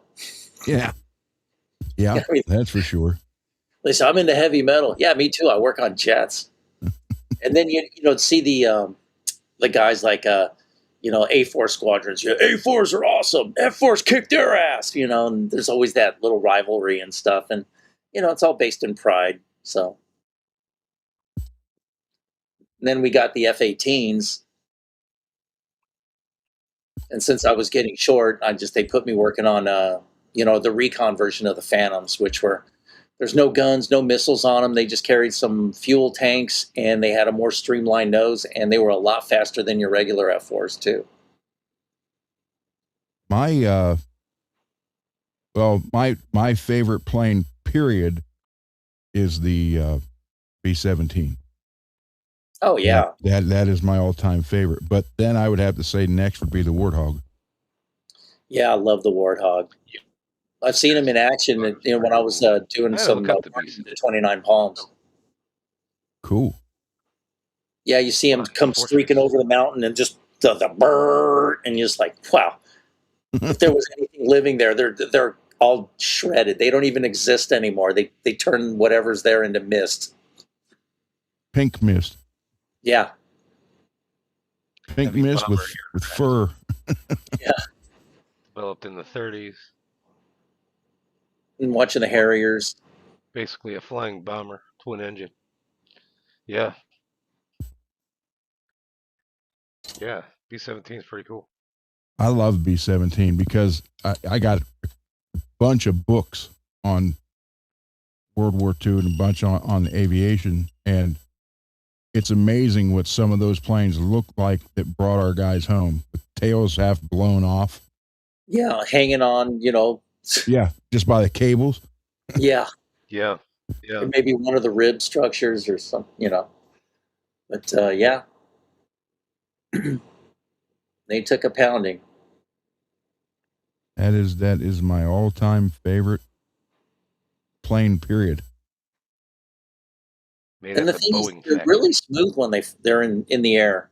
Once you're going, I mean, turning them is like turning a, I don't know, an ocean liner. But I mean, for a big plane as slow as they move, it's almost a little surprisingly nimble. Because they had to, do a lot of evasive maneuvers and stuff like that. Yeah, there was the thing that got me on those was the ball gunner. Yeah. I mean, man, that was crazy. Just to go in there. Yeah. Well, like you and I were too tall to even do that. They wanted the shorter guys. Like if they were 5'4", 5'5", oh yeah, they were automatically, you're either the tail gunner or you're the ball turret gunner. Yeah, because if no one knows what we're talking about, you're on a ball gunner. You're basically laying on your back on an arch in a fetal position. Yeah. Sealed little ball with twin 50 caliber machine guns, and you can just go and you can look straight down if you wanted at 30,000 feet. Yeah, those are. I mean, there's a lot of them that went down, but some of the ones that came back, made it back with the guys that. Wow.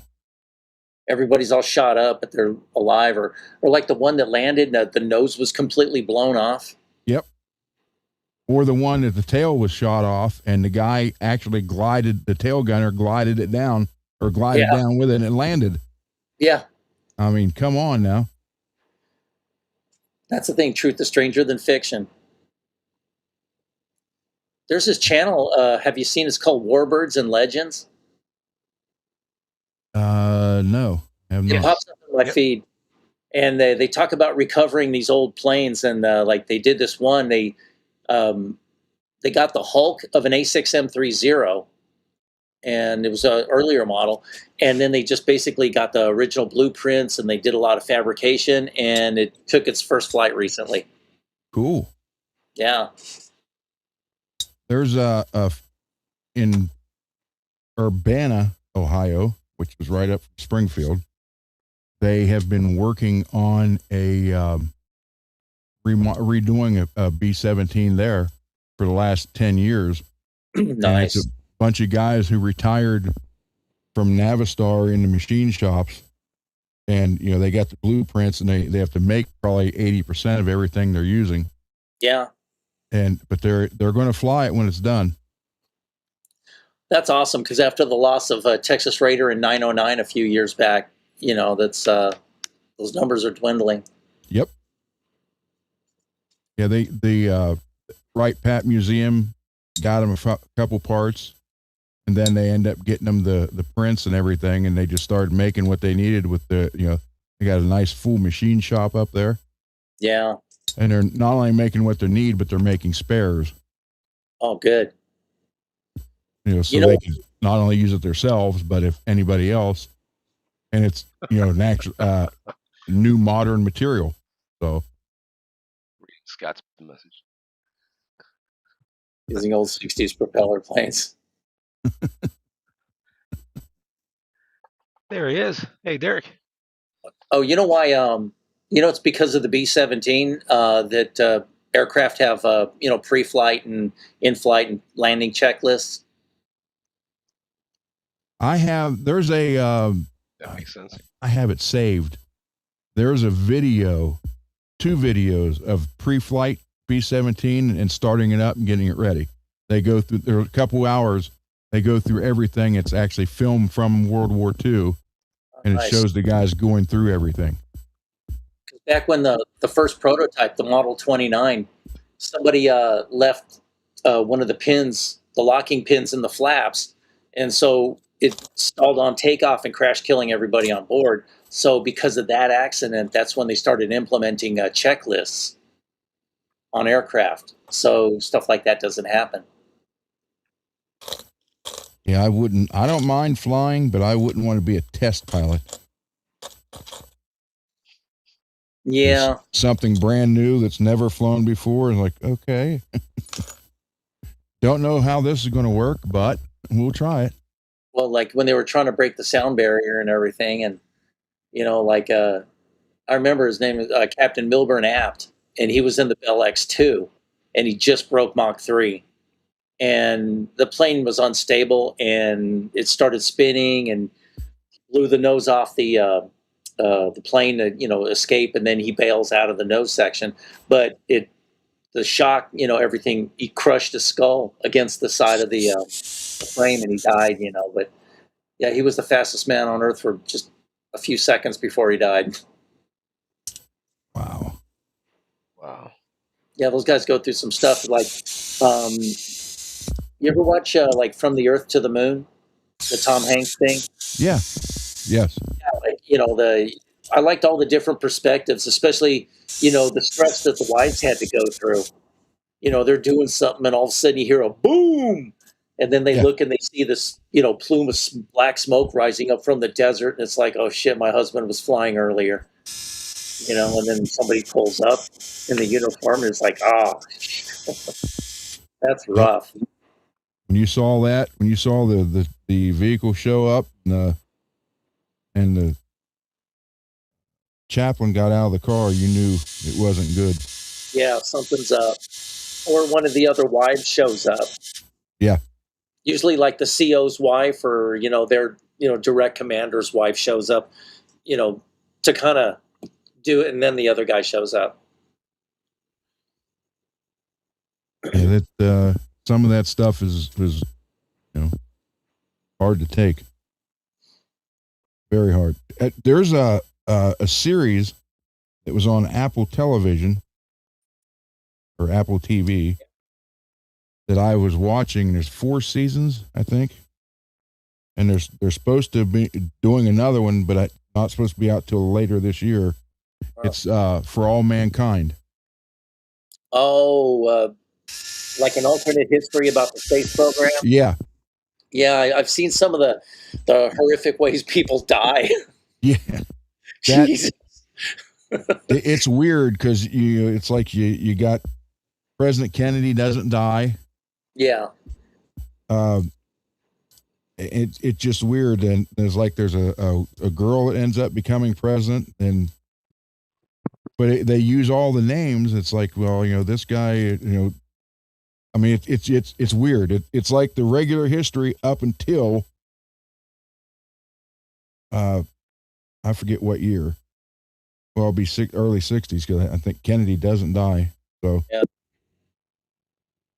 But it's wild to watch it. Then it's very the whole thing is all about the space program. And on season 4, they're like on Mars now, and something about on Mars, and they got colonies up there, and there was a asteroid coming by that, and they end up. It was supposed to go to Earth, and they captured it. It was supposed to bring it to Earth to use because it had I don't know if it was gold or something, but it was like enough for the whole world basically. And guy they screwed over, who was up on Mars, they kind of hijack it and keep it around Mars's orbit. Jeez. But yeah, it's actually a good show. It goes through all the it talks about Jim Lovell. It's got all those guys in there. Yeah, it's a trip. Like, like I kind of, I'm not a big fan of Neil Armstrong. I was more of a fan of Buzz Aldrin. And I feel that Buzz Aldrin kind of got cheated. He should have been the first man on the moon. He was a much better pilot. He was 10 times the astronaut that Neil Armstrong was. And Neil Armstrong almost got himself killed a few times. And the only reason that Neil Armstrong was the first guy on the moon is because of the way the door opens and where they were actually. I just say he was the closest to the door. Yeah, it's just the way the hinge was on, Buzz Aldrin's side. Yeah, where they were standing when they were landing the lunar module. I'm telling you, you might like that. You might like that a lot, Greasy. That show. I've been watching some shorts. I just like, oh, what the hell is this? And then started watching. I'm like, wow, it's pretty interesting stuff. It is. It really is. And it's just a wild take on things. Yeah. With the alternate history, but it is a good show. It really is. Yeah. I know there's 4 seasons. I think there's 10 or 12 episodes per season. Maybe 10. I know Tom Hanks did that Masters of the Air. They do a lot of B-17 related stuff in that one. Cool. Well, I couldn't even tell you how many times I've watched Band of Brothers. Oh yeah. Did you ever watch Unbroken? Yeah, the Japanese camp. Yeah, Louis Zamperini. Yep. Yeah, he was a local guy here. He was lived in Torrance, that's just not too far from where I am. They even named a high school. Wow. Yeah, with the track meet where some guy was running and trying to sabotage him and trying to kick him with the spikes in his calves. That school was later renamed after him. Cool. Yeah, in Torrance. Yeah, that's a good movie. And that's one where you watch that movie and you hate that Japanese commander. Watching the movie, you literally want to go in there and just, all right, yeah, asshole. Whatever was going on, she was like bitching about that guy for a week.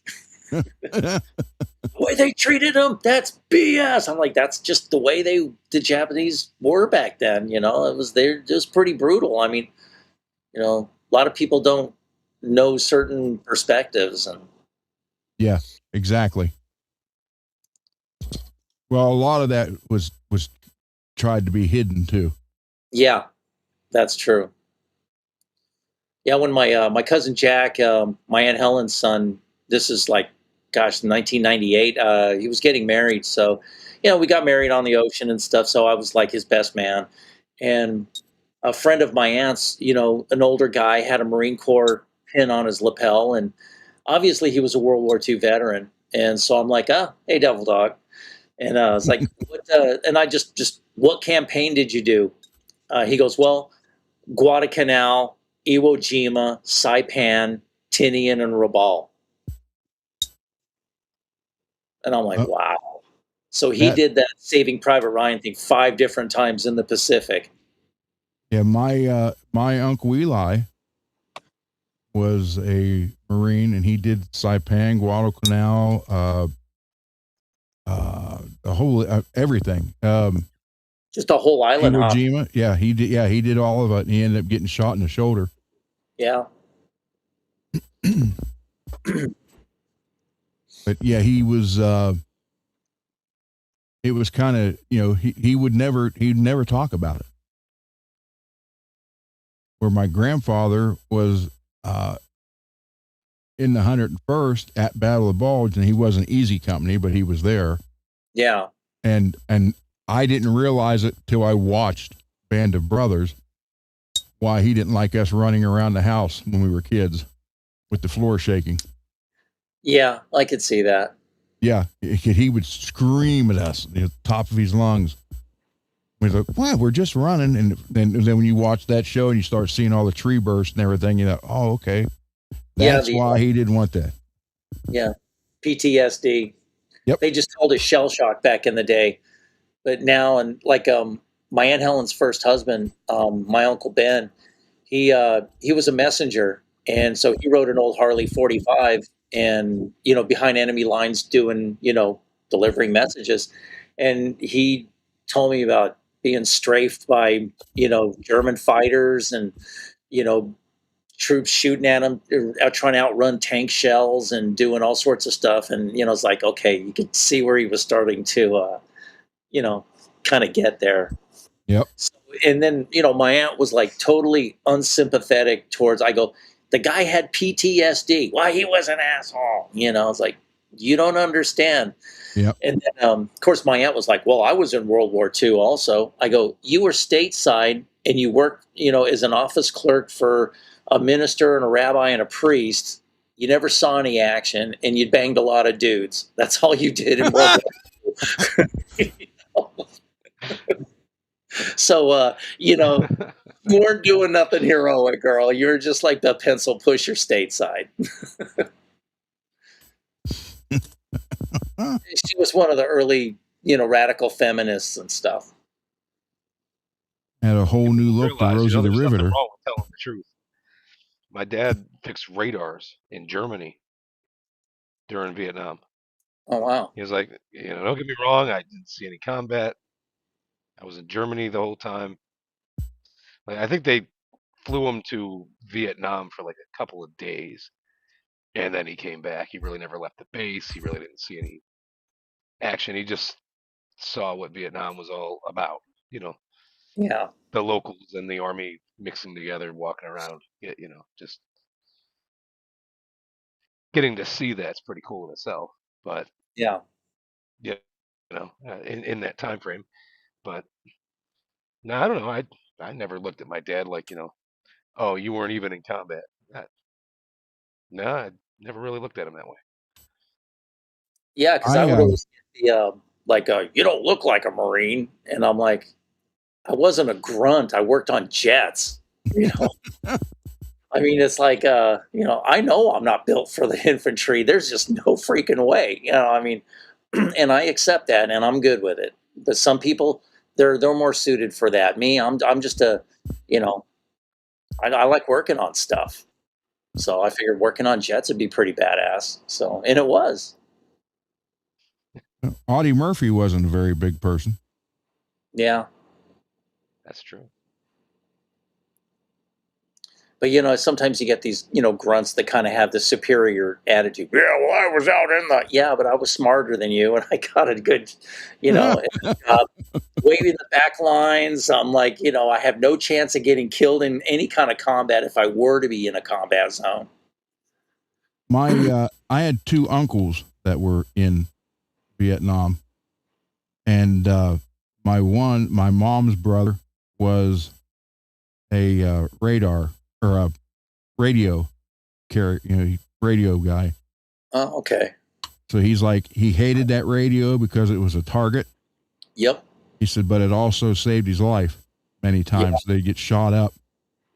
And my dad's brother was in there too, but he was in the computer thing. And, my grandfather was, he's like, well, I was in Europe, World War II, 101st, Battle of the Bulge, blah, blah, blah. He's like, I'm worried about you. And my dad's brother's like, Dad, don't worry. The only thing can happen to me is the air conditioning breakdown. Yeah. I have a funny Arlie Ermy story. Okay. And over in Chino, California, they have the Planes of Fame Museum. And, they do, air demonstrations and stuff. It's like the commemorative Air Force, but out here. Yeah. And so they're having an air show. It was during one of the, I think it was, I don't know, Veterans Day or something like that. So this guy that I knew in Burbank, his name was Vin, born in India, came out here. And he's always like, guy's kind of a spaz.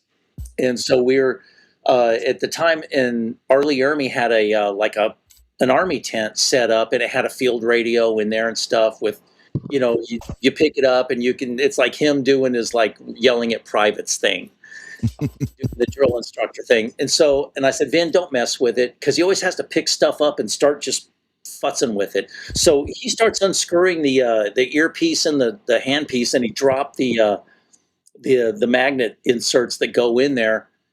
And I'm like, and he's sitting there messing with it. And Arlie Ermy walks in the tent, and he heard what we were saying. I'm like, dude, what are you doing?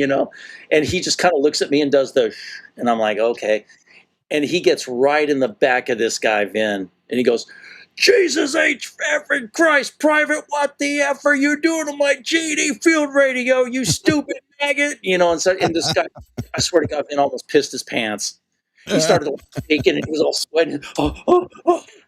And then, Ermy started just busting up, and I started cracking up too. So then, and I introduced myself to him and stuff. So it was, hey, Devil Dog. So we were already buddies since we were both Marines. And Vin was just sitting there, and he was like totally humiliated. And we just put the thing, back on, and, and I go, see, I told you not to mess with it. He got yelled at by the gunny. Yeah, I thought that was I in Full Metal Jacket, man, because he was actually hired just to help the actor become that. He said then he kept getting up there and showing him what he needed to do, and if what's his name? I want to say Kubiak, but that's not it. Ridley Scott. Well, whoever it was, like, why don't you just do it?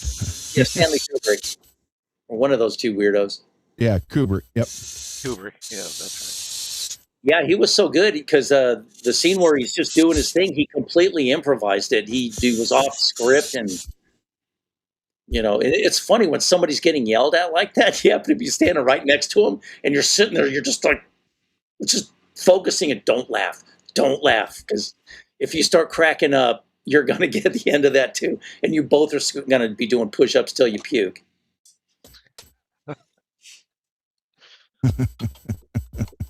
They're paying for it. You eat it.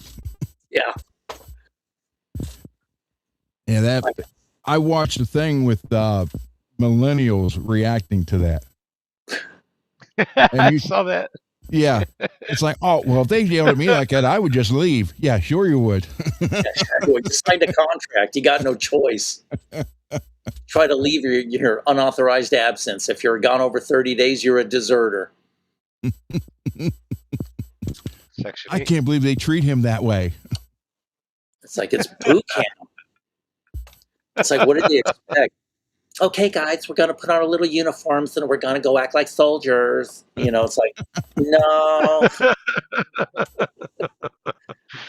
It's like, do your daily affirmations. I'm a big, rough, tough soldier, and I'm gonna do good.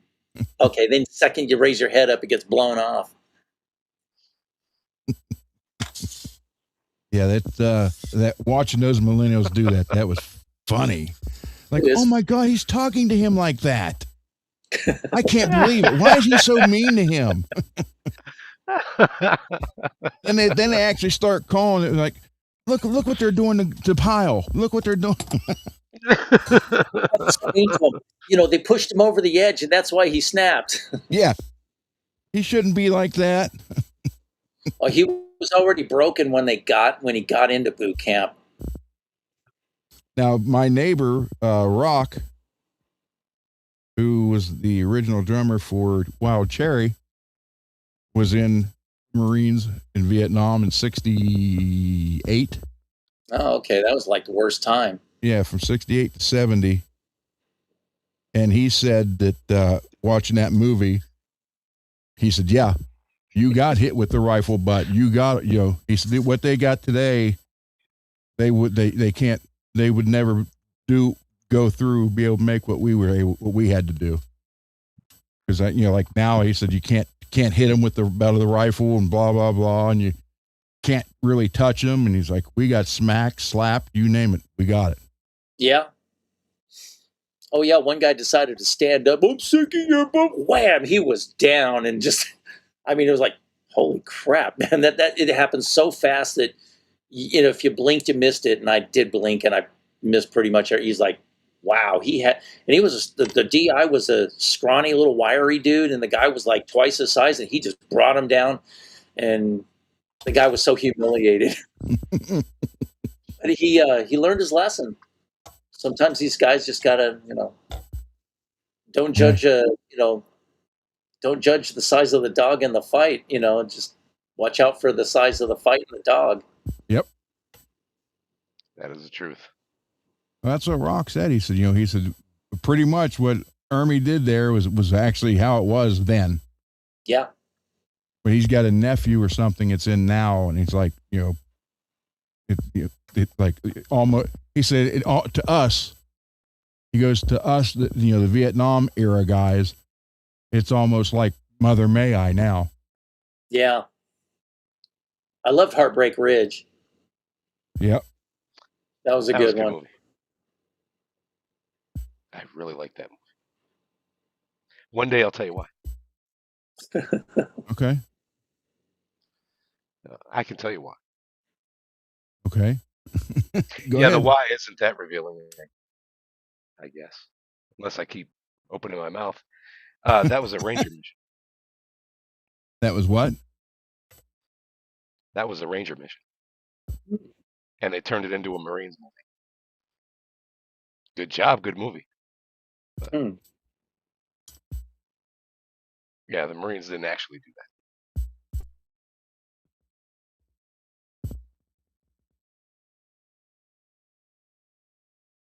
What was the that some of us might actually be able to go back and serve again. Oh, you mean with the draft? Some. Oh, they raised the re-enlistment age. Okay, gotcha. What was the No, I'm out for good. Thanks, Jim. What was the one that was just out, in the last 5 or so years? About the guy didn't want to carry the rifle. Oh, he was a conscientious objector or something. Yeah. Yeah, I never seen it, but I seen some. They put YouTube, shorts on, certain movies. It's a good movie. It really is. I just can't think of the name of it. Yeah, I think it was it called The Objector or something? And they said, okay, since you don't want to pick up a rifle, we'll send you into combat without a rifle. Yeah. Then he ended up saving all those lives. Yeah. Wasn't that Hacksaw Ridge? Yes, that's it. Hacksaw Ridge. Yeah. Yeah, that was a good one. That was a good one. Yeah, it Yeah, threw me off at first. You're like the guy that didn't want to carry the rifle. I'm thinking basic training movie. What kind of sense does that make, right? And then I realized, oh yeah, there was a guy that didn't want to shoot anybody. Yeah, that's right. yeah, that guy was still alive when they did that movie. He was on set to make sure it was as pretty much as factual as he could remember. Yeah. But they said that, when the guys beat him up, he told him he fell in the shower and he never turned anybody in. Oh, Gran Torino, are you talking about? Talking about falling in the shower? No, the Hacksaw Ridge. Oh, okay. Yeah, because there was a scene like that in Gran Torino. So we're still in tune. Oh, almost.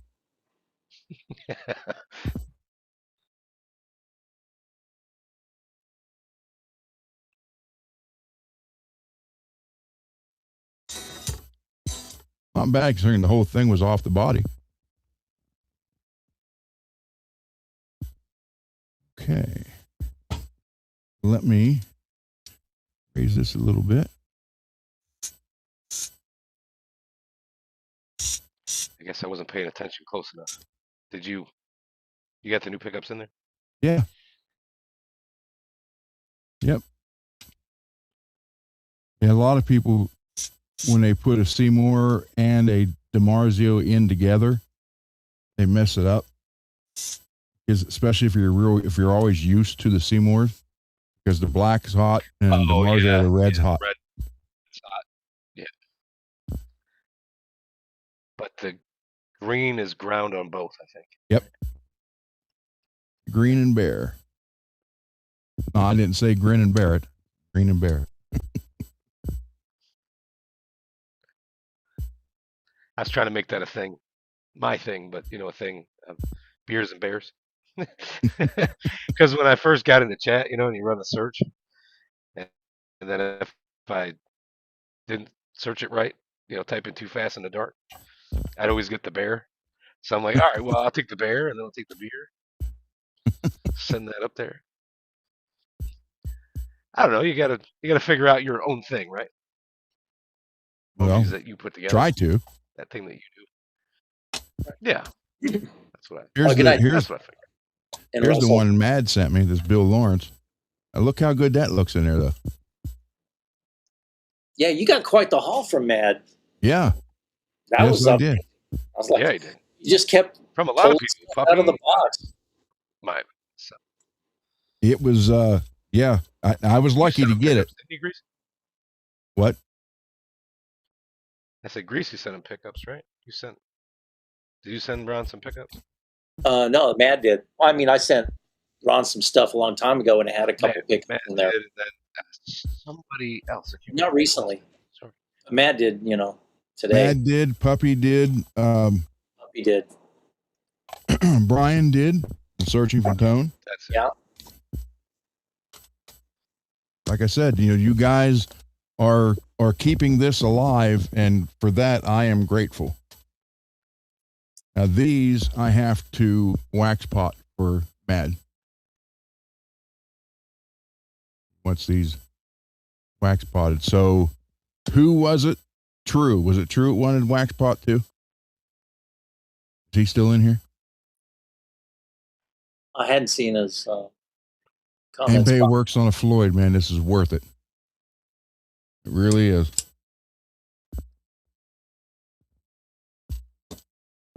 So yeah, this, like I said, you guys keep this going and make it possible. And that is, I can't say, I don't know what to say to thank you guys for all this. No, you just did. I don't know. You're on the right track. Thank you.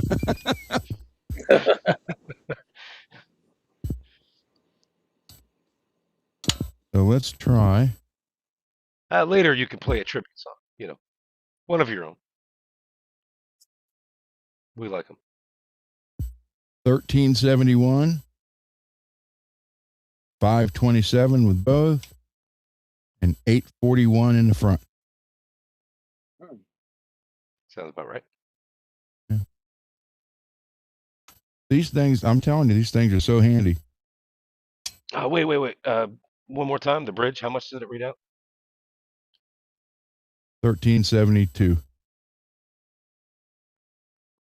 Oh wow. And both I guess together. I thought that thing was more up around 15.5. And 8.41 for the neck. I mean, it is wound by MJ. I'm just saying it really feels like a high output pickup. It really does. This, I'm telling you, this thing makes it so much nicer and easier. Plug that in and turn it on. You guys can make a joke with that one too. Or not. So, okay, the Whiskey Gambler. Trying to think of a Jack Gambler. I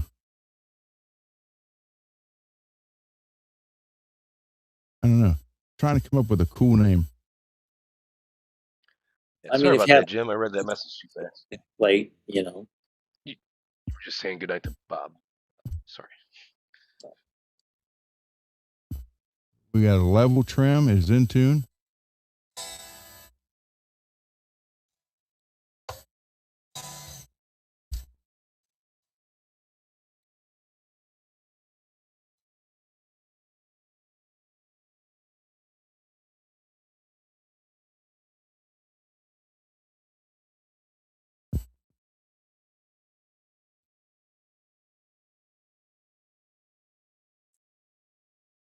Oh, wait, what happened? Oh. Okay. The black screw was stuck to the mouth. Why is that hitting? There we go. Yeah, this was on top of the magnet. Mm. On the E. So the E string was hitting it. Did you put the control switch backwards? This is Or is bridge. down. Yeah, down is bridge. Down, forward. Up is neck. Okay. That's a new switch. I just stuck this in there. These are the ones I got. They're not. They're LED. They're from Amazon. Someone had posted them in the chat when we were talking about the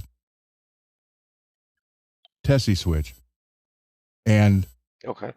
these, I don't think these are like on and off, but they click.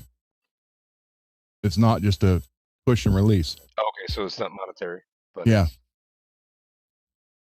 So I ended up I didn't know they came in pairs of 2s. So I bought one of each color. So now I got 6 that I can't use. I got a red, yellow. Hey, it depends on the customer. And blue. So I mean, See, myself, if I'm getting it for free, then I would take one of those kill switches. You want one? I'll send you one. But I'm thinking you could hit it and shut it off. Right.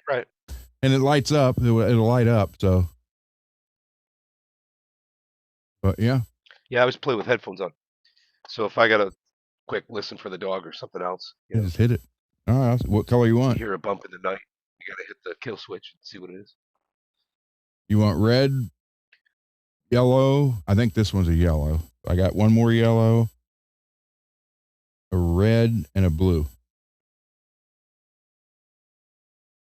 The blue would be nice. Okay. I'll send you a blue one. Okay. But yeah, it I don't know. I mean, it clicks. So I'm assuming it clicks off and clicks on, but you could still, I mean, you really got to press it though to do it like a kill switch would be. So. Okay. Billy Ray, you want the yellow one? Okay.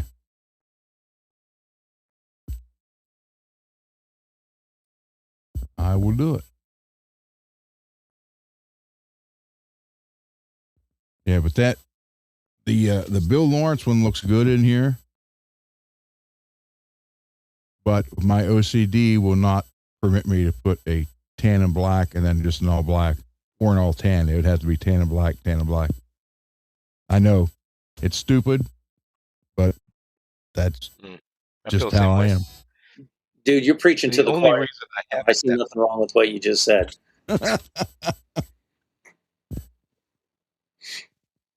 Yeah, on because my I Zach Wild have. guitar, I got a black and tan for the neck pickup, but it's just it's a dime bag thing.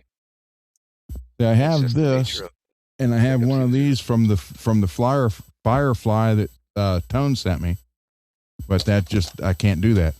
It's got to be.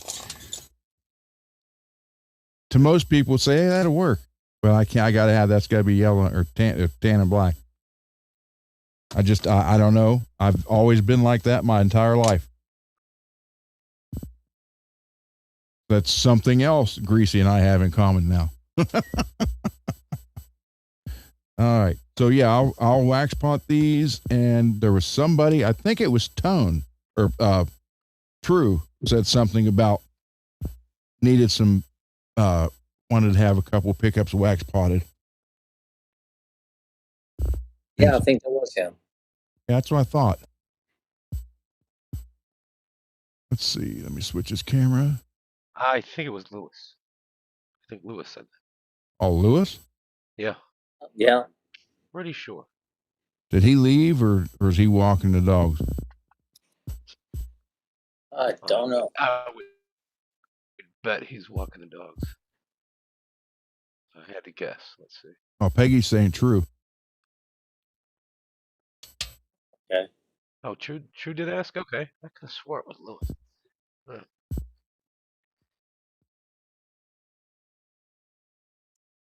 That's okay.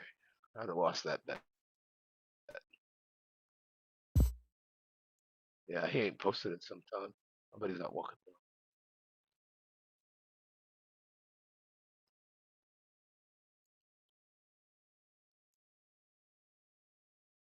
Okay. I can tell you right now, I like MJ's work. Why is that? Like that's a stretch. Okay, let me Right.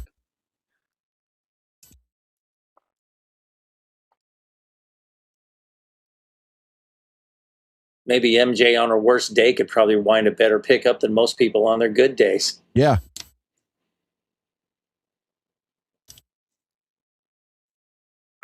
Wow.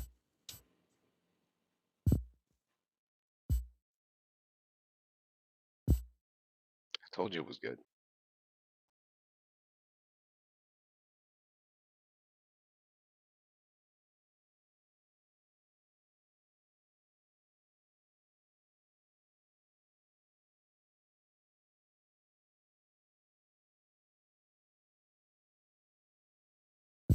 Yep. I'm digging it.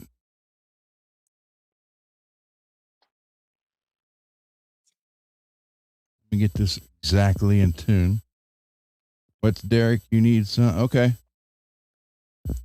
Send it up, Derek. I'll do it.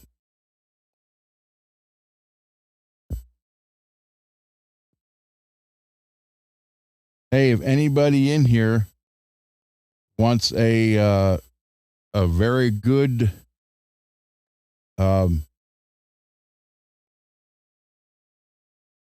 EVH stripe style guitar, Billy Ray's your man.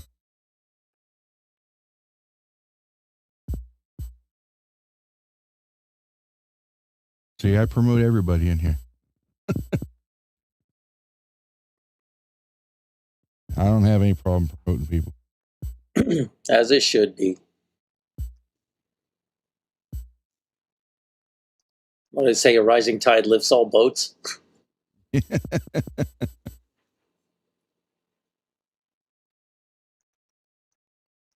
True.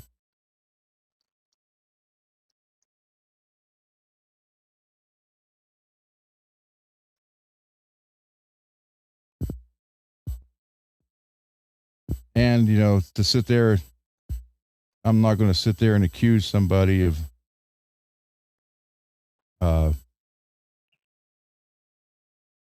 sabotaging a guitar.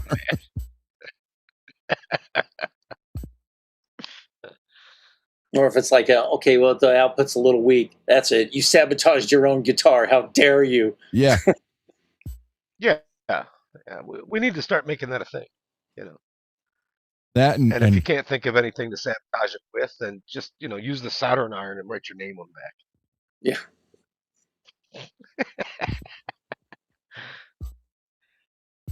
yeah, that was either that or get accused of stealing the pickup. Derek had a good, or David Speaking had a of good. which, how's the Derek. neck pick? Huh? What's up, What'd Rich? you say? Hmm? Wait a minute. Oh, You said something David about Derek? oh Or yeah, David? David had a good suggestion for Derek to send the pickup for wax potting, and then you can send all the fret polishing stuff. Yeah, there we go. I mean, he was going to send it anyway, so Yeah. might as well everybody make the most of these shipments. Yeah, totally.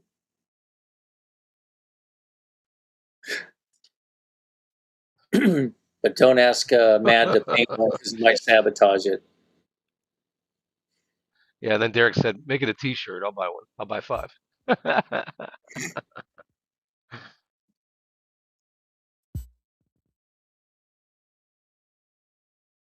On the one I had for Randy's sound, listen how this pickup sounds. You know how I had it kind of like getting close to what Randy had? Listen to this MJ through that same setting. It's deeper. Yeah.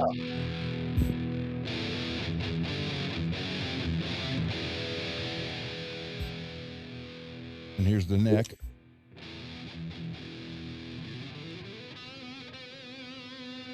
Both together. And back to MJ. MJ is the girl, I'm telling you.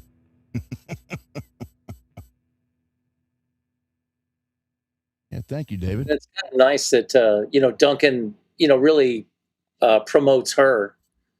Like what Fender used to do with Abigail Ibarra. Yeah, and that's good that they do that instead of just saying, "Here, Seymour Duncan."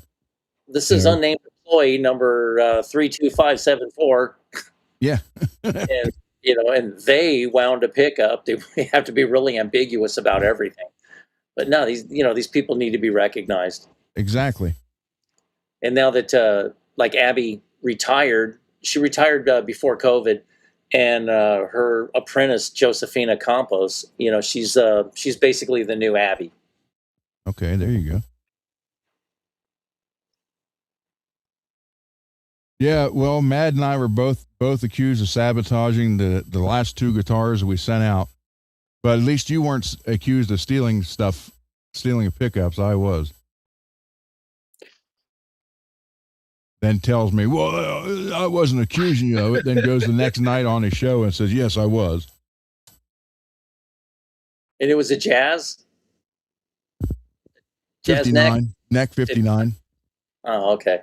And because it didn't say Seymour Duncan on it. He's like, how come that doesn't, where's the pick? How come it doesn't say Seymour Duncan on it? I said, because it doesn't have it on there. Every Seymour Duncan's got on there. I know that. I said, then you're wrong. Yeah. No, I said, are you accusing me of taking it? Well, no, but I just want to know why it doesn't say Seymour. I said, because not all of them do. Then I got on Reverb and found 3 pictures of 3 new ones, brand new, sent them to him. I said, here, jerk, you see Seymour Duncan written on any of these? He wouldn't answer me. Yeah, like the 50th anniversary of the JV Jazz with the butyrate bobbins and everything. There's no logo on them. Yeah, he's like, oh, but he knows all Seymour Duncans have logos. Then he gets on his show the next night and starts talking about it and says, well, I did accuse him of it after he's telling me he wasn't. Then I'm thinking, okay, well, that just showed you're a liar now too. Yeah. Oh well. So Mad and I we're sabotage brothers. Apparently, we work for Hogan's Heroes.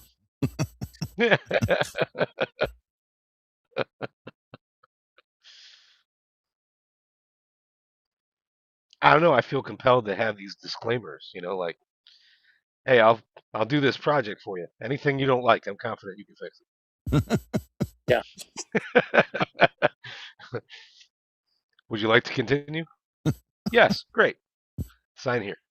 It's amazing how we just at the drop of a hat, and then it just kind of like, oh, I don't like, and then it's just like, what the hell? How do we end up here? Exactly. Yeah, Exactly. exactly. And that's what I'm saying about Livermore. The person who I saw for 3 years, I found out that's not him. Yeah.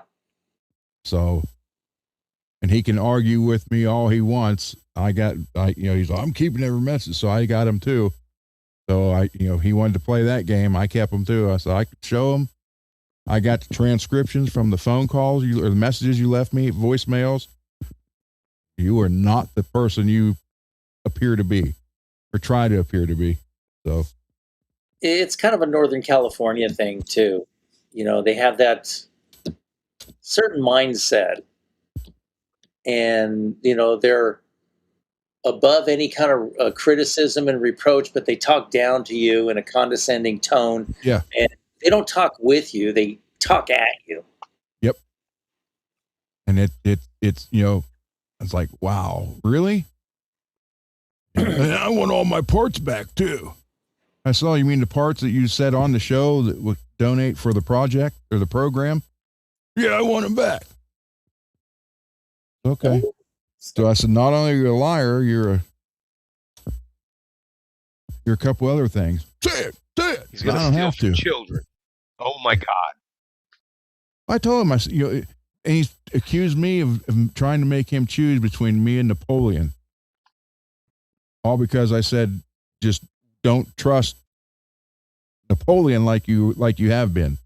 All because of what I have right here on this Roadcaster. And he's like, oh, you trying to make me choose? No, I wasn't.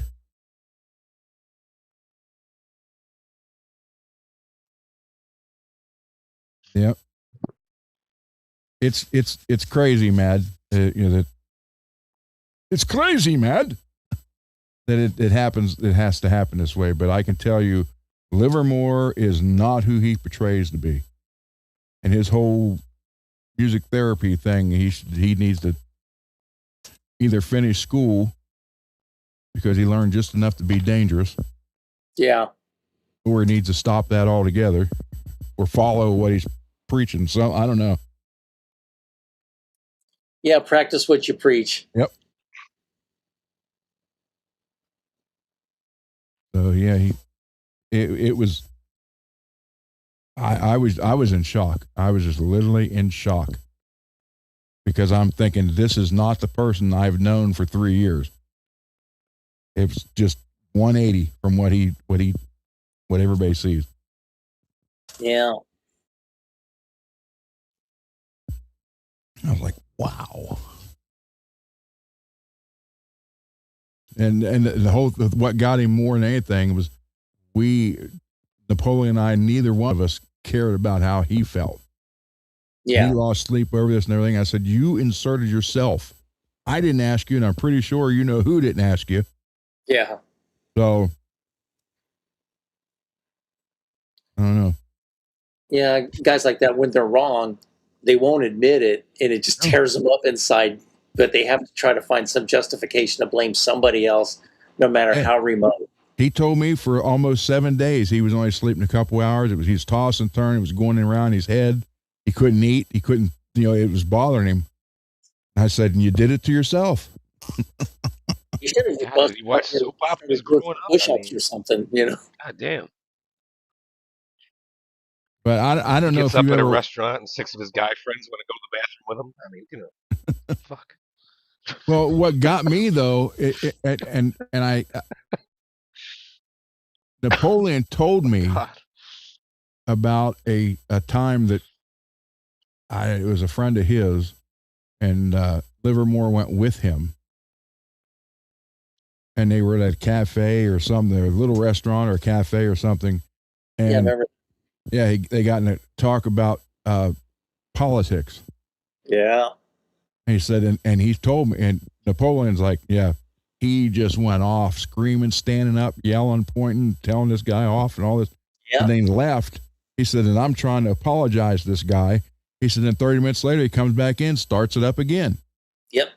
And I'm like, yeah, I was like, no, that can't be. He's like, I'm telling you. Well, now I found out that would, yep. That mentality and ideology is just rampant here in California. It's like, that's why you go out in public, you don't talk to nobody. You just go to where you need to go, do your thing. And, because like I have to take Lyft everywhere I go. And I hate it when, guys like that start in on their, here we go. Yep. Well, I don't know. It's crazy. I mean, like I said, I still got cousins out there. One's an attorney, one's a software mogul, and the other one like does Hollywood stuff. He was on the Ellen DeGeneres show. He was one of the guys on there that did the producing and stuff for that. So, no, that must have been a rough gig. Yeah. And I've been around a lot of these, Hollywood people and stuff, and oh my God, a lot of them are so just neurotic and just weird, and and then there's again some that are very nice, but most of them, they'll be nice to you if you serve a purpose to them that benefits them. Other than that, you're just some carbon-based life form that doesn't deserve to talk to me. Yep. It's crazy. It's amazing, but it's our fault. We're in John Wick. What'd you say, Dave? It's amazing how many good quotes were in John Wick. Like the Japanese guy that said, "It's easy to be friends when it's convenient." Yep. That's true. That's true. Are you that same friend when it's inconvenient? Exactly. Well, like I said, being Italian, there's three things an Italian never forgets: who crossed them, who stood by them, and who was loyal. And that's my main three things right there. And there's three things a Sicilian will always forget. Everything you just said. No, I'm just kidding. I tell you what, I lived in New York for a while growing up, and there was always these theories about each other, right? And somebody's beliefs and how close they hold them to the chest, and they never forget. Yeah. My Uncle Green Mancini was 100% Sicilian, and there's a photo of me and him standing there, and he's only up to about here on me. He had the little thin mustache, the suit, and he ran the mob from Youngstown to Canton, Ohio, for years. And he had a brand new, it was a 71 or 72, brand new Buick Riviera. Ooh. Gold with the gold vinyl top and leather interior, everything. Beautiful car. Had like the boat tail back end, the kind of speedster looking rear window with the. Yep. Oh yeah. Oh so yeah. I love those things. He had that, and they went, him and my aunt. His real name was Green. It was Green Mancini, and my aunt Collie. And they went to church, and while they were at church, the car was stolen. Well, he had stuff in the trunk. So the church, they called the police and everything, and they come up to him and start talking to him about it, and he's like, it's already taken care of. And he made a call to whoever, and they had found the car already. His guys found the car, and the guy took it. Ooh. So Uncle Green's like, I told him, I don't need them no more. I don't need the police. Taken care of. We had a talk, came to an understanding, and he decided to, take some time, go on a little vacation to consider, what he's actions. done. Yeah. He was always Maliciously, accidentally fell down the stairs 3 times. So Team even time. my dad always said, he goes, I remember because he would go spend like a week or two with them in Canton during the summer when he was a kid. He said, and I always remember people coming. That there was like a warehouse, and Uncle Green had a gear shop, had 4 employees that custom made gears for, and it was actual shop, but you would think a little shop with 4 employees would not make the money that he had back then. And Dad said I would go to the shop and hang out with him. He said, and there was always guys coming in with briefcases, going up to the office, and they would come down without the briefcase. Yeah. He said it was, 2-3 times a week they'd do that. So Derek said it took a vacation in the lake. swims with the fishes. Yeah, there's Beverly used to go to this one fabric place. She likes to sew, and she was, I think it was like probably mob run, because there was some guy who looked like he doesn't belong in some fabric store, and he's like, yeah. And she goes, I'd like a couple, yards of this, and he's like, yeah. He just pulls out a whole bunch and just charges her for like a yard and stuff, and she's like, okay, I'll tell you, here, go. You're interfering with the game. Yeah. Yeah, no, but the car was my Uncle Green's guys found the car before the cops was even looking for it. And in his funeral, there were like, I think 5 or 6 guys that were in the dark suits, dark glasses. They all came in. It was all given my Aunt Collie envelopes. And then they all walked up, and we got to go by the casket last time. Every one of them kissed him on both his cheeks, every time they walked by. And it was like, nobody in the family knew who they were. But Oh, hey, Mitch, good to see you, bro. hey, Mitch, there you are.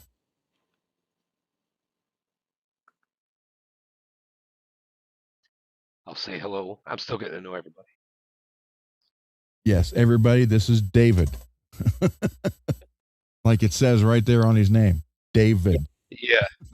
I might change that up one day just to mess with you. I can change it now. Yeah, that's right. I figured that out last night. I could change it.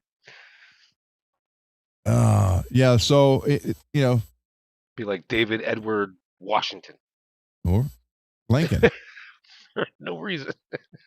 No, let's see. Yeah, come up. Who's David Copperfield? Or David Copperfield. No thanks. No thanks. Or we could just give you a good old L.A. Hood name. We call you Dave Aniqua.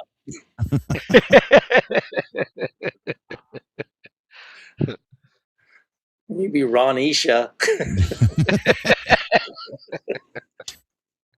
Oh, man. They just go full Texan. You just call me Velveeta. Oh, Thelma and Velveeta up the street there. Tex. Can't keep her moo-moo on while she's talking to the news. Jesus. Oh, wow.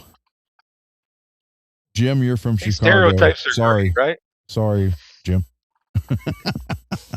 You ever go to that dry cleaner store and, like the people look either, a minority that isn't the majority in the area, right? And then everybody goes in there, and you get the feeling that all these people are racist, especially by the way they drive, the finger, and all that. They go in this dry cleaning store, and all of a sudden, everybody's just a nice little angel, and they know how to speak now, and they know how to say thank you. There was, let's see. I sent this picture.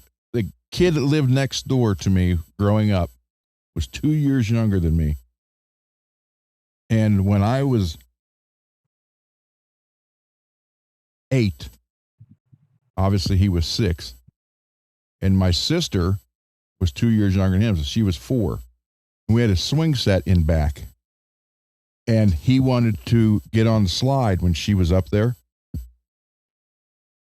Now I'm going to talk about my hot Italian blood at 8 years old. Uh-oh. So my sister gets up to the top of the slide. She's 4 years old. I don't know what, he grabbed her and pulled her back off the ladder, and she landed on her back, from probably 4 feet up, and started crying. And I instantly, and my mother, well, I could go wake her up, but that'd be the wrong thing to do because I'd be up with her the rest of the night. But she will tell you that I did this. This was instant hot Italian blood. I saw red when I heard my sister cry. I grabbed a ball bat. Eric was standing there, and I cracked him alongside the head as hard as I could. Knocked him out cold. They called him Pearhead from that point on because it would have. We'll let the punishment fit the crime. Yeah, exactly. Wow. And my mom she saw it happen. She come running out, grabbed my sister, grabbed me, sent me to my room. Eric, after he woke up, he went home. It was the house right next to us. And then when his dad come home, I didn't get in trouble. I thought I was going to, but my mom and dad called me into the kitchen and opened the kitchen window because his bedroom was right there.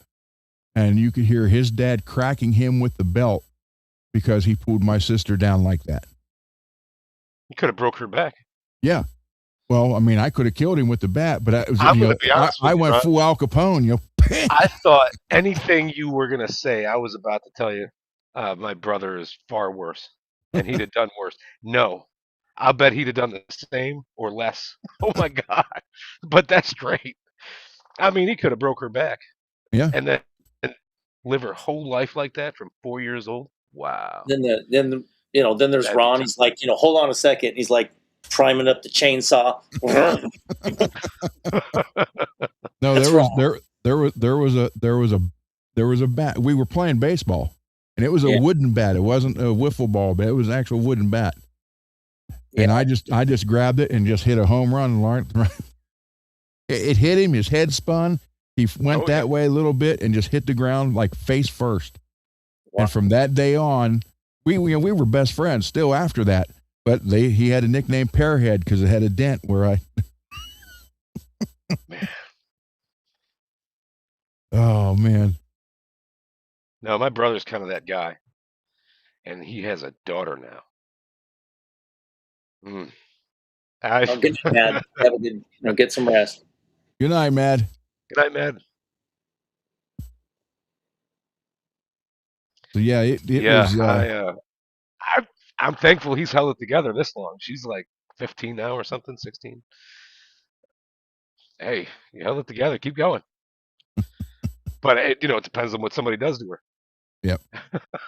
Well, I've always said if anybody did anything to my daughter, my son, or my wife, it would be in their best interest to turn themselves in first before I got a hold of them. So. Yeah. Now I said, I got no problem going back to prison. I never was there to begin with. They don't know that. You always say that. Yeah. I go, yeah, put me in jail. I can do the time on my head. All right, Eastwood. 10 years ain't nothing. 10 years is to prove the point. Well, that was the big thing with. Give me the keys to the caddy before you go. That was the big thing with the mob. You didn't squeal. And if you did something that you got 2 or 3 years, you did that time and you did it right, and then that earned you even more respect. You were a Sopranos fan? Yes. Ron? I didn't watch it at the time. I just started watching it. Yeah, about 5 years ago I watched it. And it's funny because I watched it later. A lot of that stuff that went on, I remember happening with my uncle. Yeah. And it's like, wow, it's not that far from it, really. Like the old Phil Leotardo, I wanted steak. I compromised. I made grilled cheese on the radiator. And I won't say about the kitchen. Just when I thought I was out, they pulled me back in. You know, Little Carmine, he was the mastermind of that entire show. Just he would say the wrong thing and just piss somebody off, and just and then the way he would say, let's not make a big debacle about this, and we'll let water over the dam and let the past be bygones, and the sacred and the propane. I always liked my favorite in that show though had to be Paulie. Oh yeah, without a doubt. I mean, Paulie, yeah. he's a complete piece of crap as a human being, but he was just funny. Yeah, that was that, and what's his name? Sil. Yeah. Yeah, but that is I watched that, and it was like, there were certain things that happened. I was like, oh my God, I remember that, or something, something very close to that. Yeah. And my aunt never knew, or if she did, she never said anything. But so in 1960, 61, what was the average house then? $7,000. Something like that. Yeah. Good night, Billy. Good night, Billy. So my uncle built a house in 60 or 61, and it was over $200,000 then. Wow. And he only had a little gear shop, had, 5 employees counting him. Yeah. So, yeah, it was, he was, he was,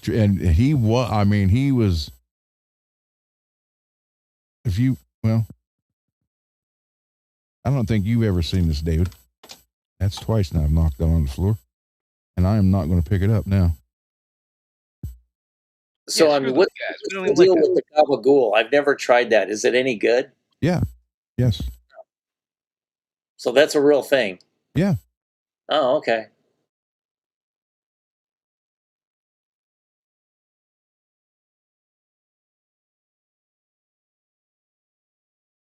The Mexican was a good movie with James Gandolfini. That was a great movie.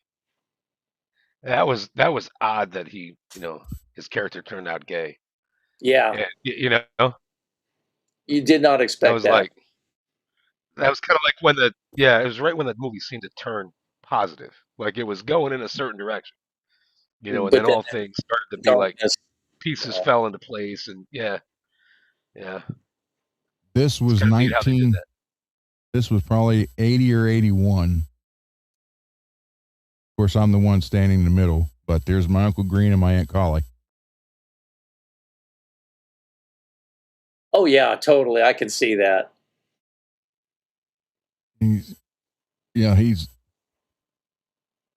That was, and then I have, here he is during the Depression.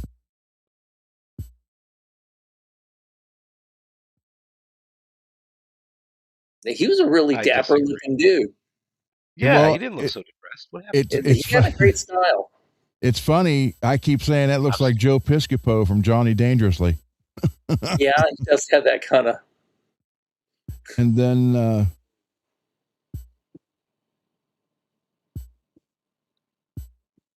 yeah, Joe Piscopo had all the best lines in that movie. That's him with the hat. Yeah. Green. Oh. So, but yeah, there's, I have another. I don't have it on here. No, I do have a photo of him with this group like in 1931. But during the Depression, he had 2 Duesenbergs, one for him and one for my Aunt Collie. Wow. So yeah, he little man, but people listened.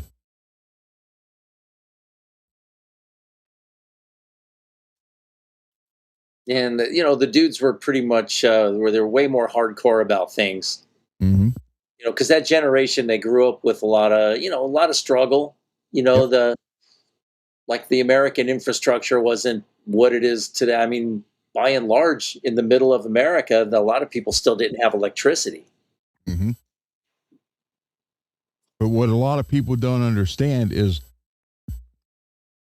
the two things is respect and loyalty went a lot farther than anything else did. Yeah.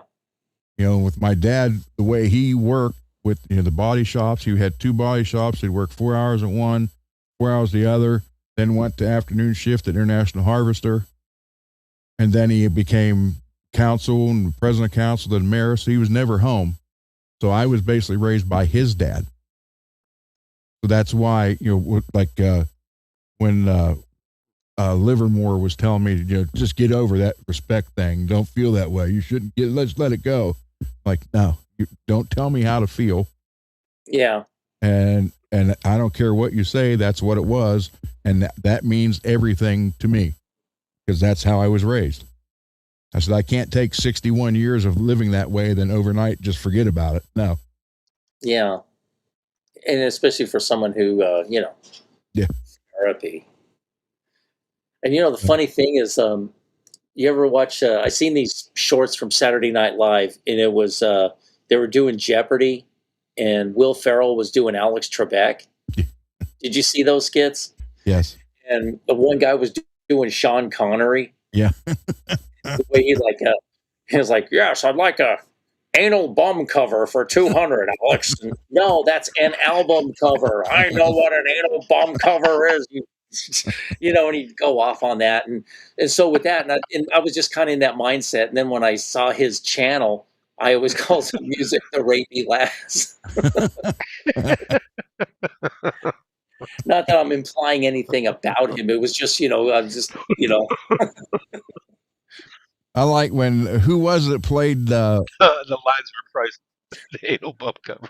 on when it was one of the Jeopardy skits, who was it was playing Burt Reynolds? Oh, Norm Macdonald. Yeah. Okay. That's it. Yeah. He was great. He did the best Burt Reynolds. He did that on My Name Is Earl. Did he? Yeah. Played that character, Little Enos, and then they had Big Enos that was played by Burt Reynolds. My Name Lewis, Is Earl you're was a back. great show too. Lewis, did you have pickups that you needed wax potted?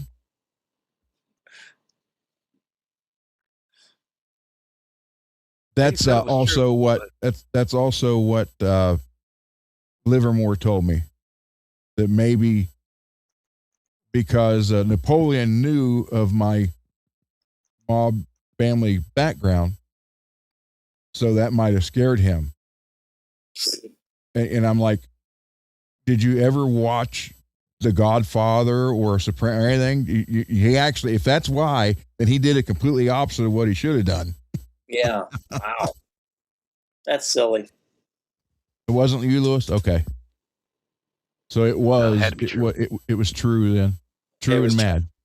Okay. As soon as Peggy chimed in, I was sure she was right. That was just, Yeah. I mean, well, she's right about like, everything. without anybody else chiming in. You know, it's like Yeah. freaking Wonder Woman up in here.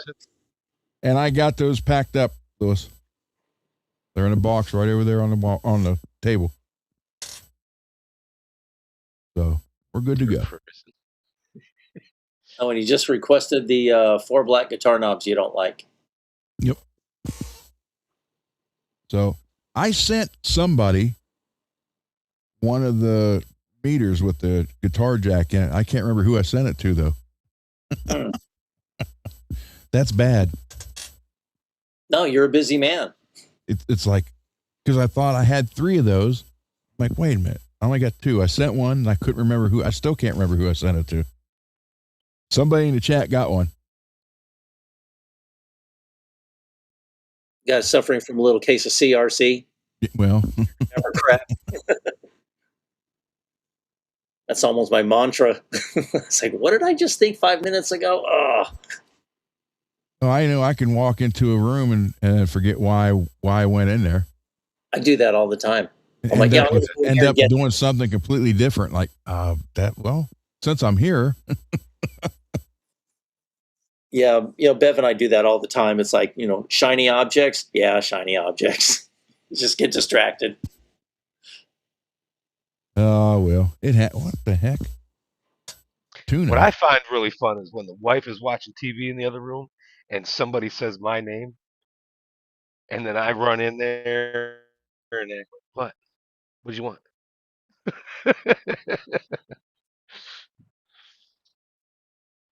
Yeah, the funniest thing when we're, like I was watching TV and, it's like, say 15 years ago. And on the old TVs, when you turned them on, you got the sound before the picture. And so, just watching TV and I turned it off. And so it was about the time she came home from work and it was on Comedy Central. So, and at that time, South Park was on. And it was the episode where now Ms. Garrison was working out at that women's gym. And so then, they were at the bar LeBeau's and then a dyke fight was going on. And so Beverly comes in, hey, what's going on? And then she sat down, grabbed the remote, pressed the button. And the first thing that comes out of the TV was Ms. Garrison going, you kicked me right in the. And she was like, well, okay, that's interesting. I go, yeah, Mr. Garrison's a Ms. now. Like, what? Yeah, that explained the whole sex change and everything. And she's like, oh my God.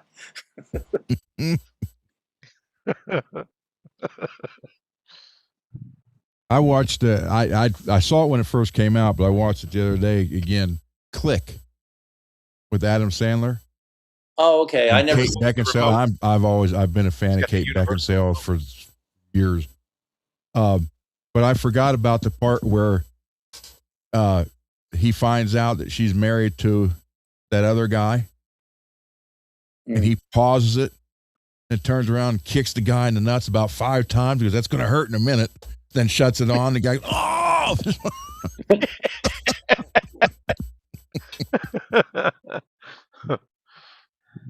Yeah, Click was a very good movie. But I have been a Kate Beckinsale fan for, I couldn't even tell you how long. Oh, you and your brunettes. I know. Well, we could probably figure out when Underworld came out. And that'll tell us. Well, she's definitely the best looking vampire there ever was. Yeah. But I thought she was gorgeous in Pearl Harbor. Yeah. With the 40s style hair and stuff. Yeah, she's yeah, gorgeous. Some of the effects on that movie were pretty good. A little far-fetched. No fighter pilots decided to go just train in B-25s and go bomb Tokyo. I mean, give me a break. Yeah, that I kind of had a problem with. Those guys are already, bomber pilots, and then they volunteered for this mission. Well, did you ever see 30 Seconds Over Tokyo with Van Johnson? Yep.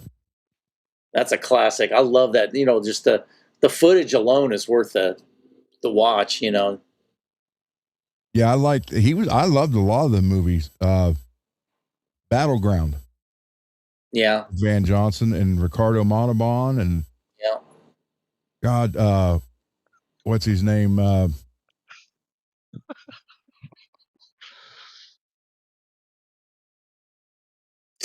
My God, he was in so many different things. He was even on an episode of Twilight Zone where they were in space and their ship wrecked. They'd been there for like 30 years and they called him the captain. Yeah. He was like in charge of people and the ship came to take him away and he didn't want to leave. What the heck is his name? James. He was also one of the cops in the 50s sci-fi movie Them with the big ants. Yeah. Okay. He was he was the sheriff, one of the cops in that too. And he was in the story of G.I. Joe, the Ernie Powell story. James something. Oh,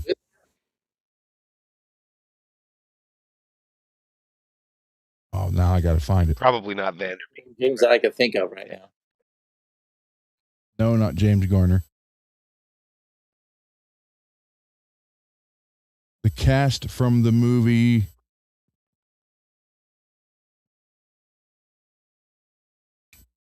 what I found. The movie. The cast from the movie, that's it. James Whitmore. That's it. Never mind. Thank you, Mitch. Yes, James Whitmore.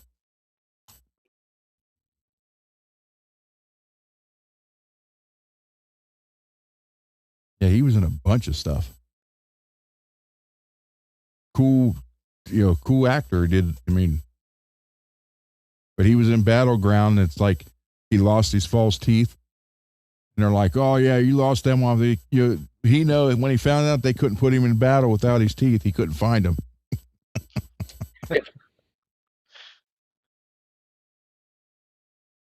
Yep, James Whitmore. That's right. He's been in so many movies. I remember one time on Family Guy, they were making fun. He goes, yeah, like an out of shape tough guy like Robert Mitchum, had the flabby arms and the kind of pear shaped body. Oh, I'm a big tough guy. Oh, back in the day, Did you see the? There was a movie with him where he played a priest. That was a bad guy. The priest was a bad guy. It's Robert Mitchum. Exorcist? Sounds familiar. No. I keep thinking Angels with Dirty Faces, but that was James Cagney. Oh, now I got to find out. Movie with Robert Mitchum, who played a priest. Here's the Night of the Hunter. Night of the Hunter. Oh. Here's the Night of the Hunter. Yeah, psychotic preacher Harry Powell decides to do whatever it takes, even kill. And that's Robert Mitchum. Night of the Hunter. Oh, yep. I know we're a guitar channel, but movies got music in them. So. We were. Yeah, they got soundtracks and that's background noise, which is made by guitars. We could talk about the engine noises on the Jupiter 2 and Lost in Space. I mean, that was done with the synthesizer and a bunch of other stuff. It'd be nice to kind of dissect and break that down, how they achieved that sound. When I don't know if it was in the original, The Thing from Another World, or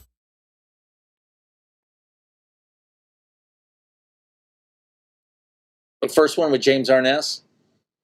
Yeah, but there was a sound, and they did it a lot in The Creature from the Black Lagoon. It was some kind of certain sound. Every time, like, you saw the creature's hand, it was this one sound.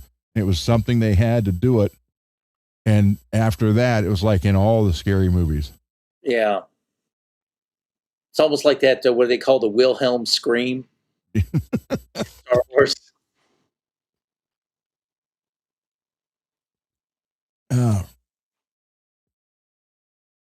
Ron, for someone who wants to drill for Floyd Woods Group host. Now, wait a minute. You're talking about the actual wood screw version, not the one with the adapter?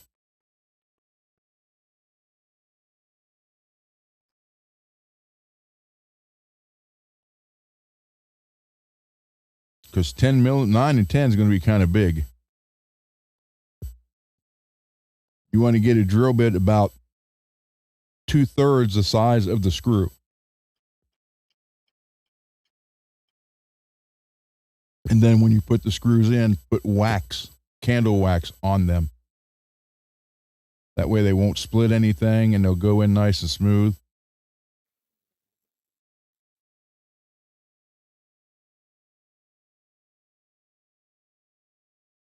Yeah, Napoleon thought I was lying to him when I said that about the wax.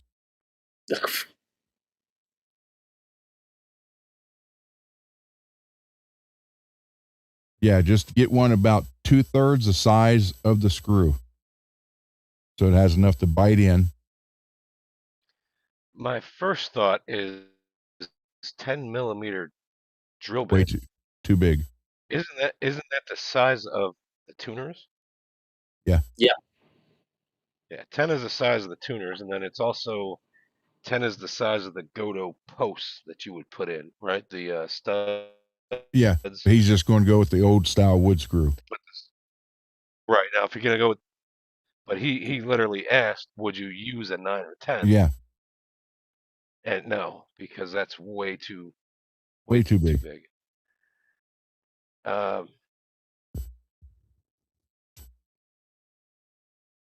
have a set of, I have the black screw set. Let me see if I can find a bit that would be the right one.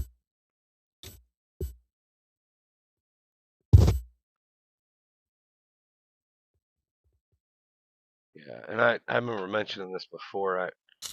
I would tell you that you need 2 different drill bit sizes because you got the part that screws in, and obviously, you don't want to make that too big because you want the teeth to dig into the wood, right?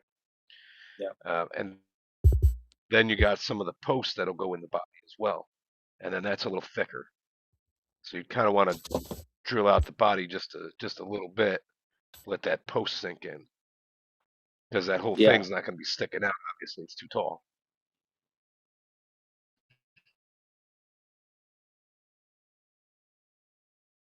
Yeah, Flavor Rose AI is probably horse of doo-doo because it's going to spit out the wrong answers, not knowing they're the wrong answers. It's just going to tell you what the answers found on the internet were. I'm going to say the biggest would be 3/32. I'll hold these up here. Now that's for the screw going in. What about the post that sticks out? There's no post. The screw just goes in. You're holding it. It just goes right on up to the big part on the end. Okay. Yeah, you don't put that in. The smooth part kind of goes in the body too. Yes, you do. The ones I saw you strings are going to didn't. be high as hell if you don't. Well, it depends on. Well, the first one I had was a Charvel. It had that, and it only went to there. But the reason being is it had the high pickup in the back with the high pickup ring, so it was up behind that. So it depends on what you're using. You're asking for a friend.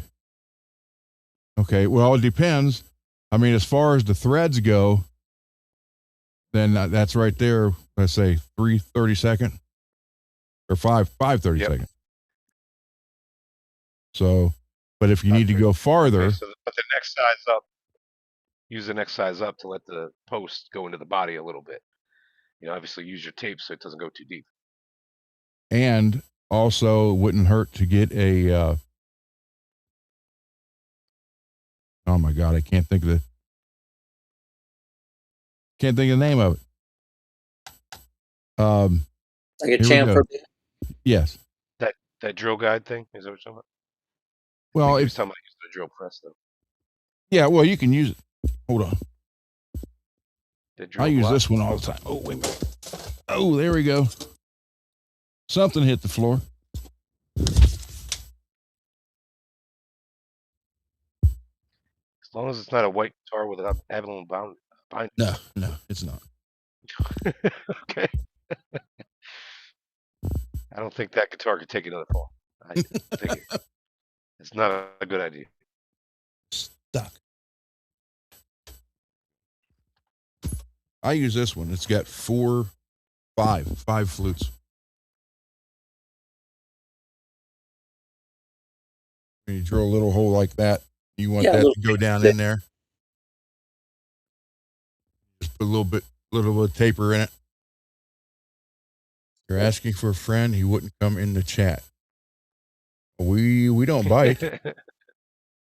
Well, I don't. I don't know about David and Greasy, but I don't bite. Yeah. Yeah. Yeah, but for a friend, wow. The first Charvel I had, it came in and it was literally It was right up to that. It went right down to that, and that was it. Mm. And I'm thinking, because it was the very first one I messed with. So I was thinking that whole post was down in the whole thing was like that size. And then, but it only went that far, and it had the bridge pickup had the tall pickup ring on it, and the Right. pickup, so it had to be that high. And I would don't it be know, like man. maybe top mounted? Would that necessitate the post being up a little bit more too? If it was just top mount, not recessed. Oh yeah, yep. So well, I mean, if you recess it, that's the whole thing. Like David said, you got to use tape. You don't want to go down farther because I mean, it's only being held on by those threads. Yeah. So you don't want to Right. drill the hole for that and then go halfway down it. Then you're only Yeah. actually being held in by the couple threads on the bottom. So you have to mark it. Right. You're just looking to give it that little bit of relief because, especially if the body's painted already, you try Yeah. shoving that thick post in there with what you I, drilled, and you're gonna start stretching the paint and everything. I told you, I made every mistake there is to be had. Don't act like he just knows for some reason. I know because I screwed up a guitar. That's why. we all have. We all Well, have. before, bitch. No, I Did you guess hear not what every was down time, there? but at least half the time, I made a I, pretty good mistake that took me more than a minute to recover from. I still haven't mastered the art of electrical taping ground wires to guitars though. I mean, that takes years of dedicated apprenticeship. I mean, I don't know, man. You might be too old to learn that technique, man. I know. Just stick with solder. Stay in your lane, bro. I don't know if you ever knew that or not, David. But Yeah, Napoleon, well, you guys had mentioned it. I mean, I never saw him do it, but Yeah, holy shit. it's a guy trying to beat on the pick guard to get it to fit on the and I, telly. and I sent him everything. I sent him files. I sent everything he needed. I sent him, but he couldn't find it. And when I called him lazy to Livermore, he went off. You're thinking he's lazy? I said, look at his bench. What's that tell you? I said, then to top it off, he has his computer agree with him, so he doesn't have to clean it. This whole thing is a joke. I like to say things and act like I'm stupid. Like, when I had that big hammer and I was like, yeah, it's got this claw, and if I mess up the fret, I can just rip it right out. I'm not actually doing it on live television, though. So, David, if I was you,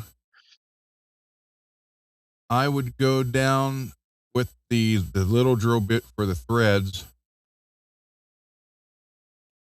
I'm going to say an inch. And then, Well, you could measure it.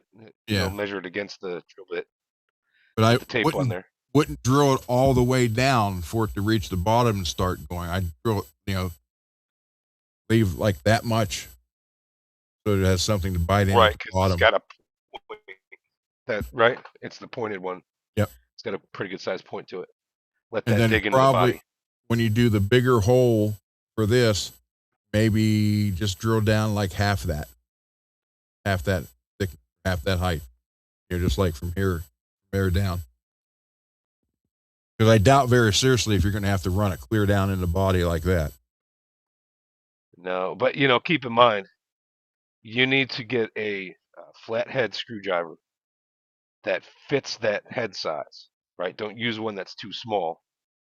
Don't let it be Exactly. slipping. And then you're gonna need to manhandle that thing like you got a Slow, and good that's why you size use it. AR that ain't been greased in at least 6 months. And heavily shot or dropped in the dirt. You're gonna have to manhandle that thing and keep hold of it, pressure down, because if it slips, it kind of rips either the black or the chrome, and it'll kind of chip off the top of it and kind of look like crap. So if you're wanting it to look very nice, make sure you got a good hold of it. Use excessive pressure. But slow and wax the threads. Yeah, wax the threads. Yep, exactly. That's the best advice right there. So it'll help you. Or, Mitch, yeah, kind of. Yeah, I'm glad you're okay, Mitch. But just check yourself next couple days. You know, falls at our age are not good. Did you read his comment, Ron? Now I'm reading it now. Posting up. Good Lord.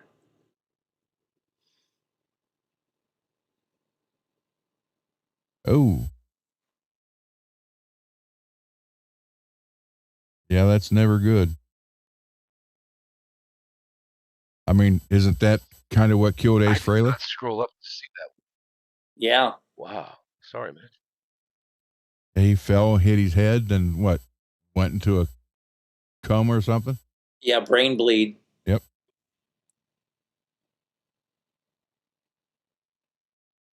So be careful. Yeah, and Mitch is a little bit older than I am, so it's like even more important to just be careful. Yep. You ever watch Mitch's show with Charles Green?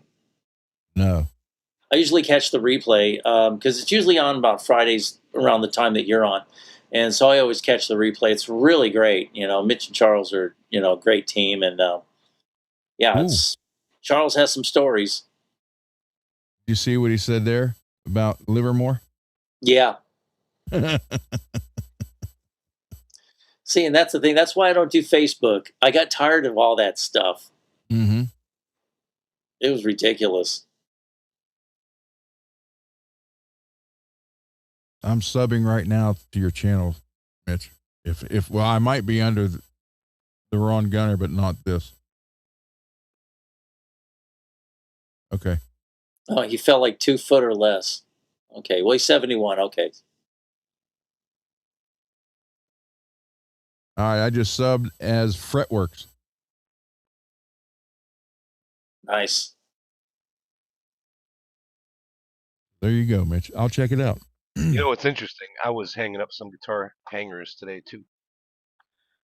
So Were you? yeah. Let's see here. Because I figured out I gave you that body and I got that neck, and then I've still got this other project I'm working on. So I needed one more hanger. Let's see. Well, there you go. I needed one more hanger than I had already. So I made sure that I could fit 3 up there instead of just 2.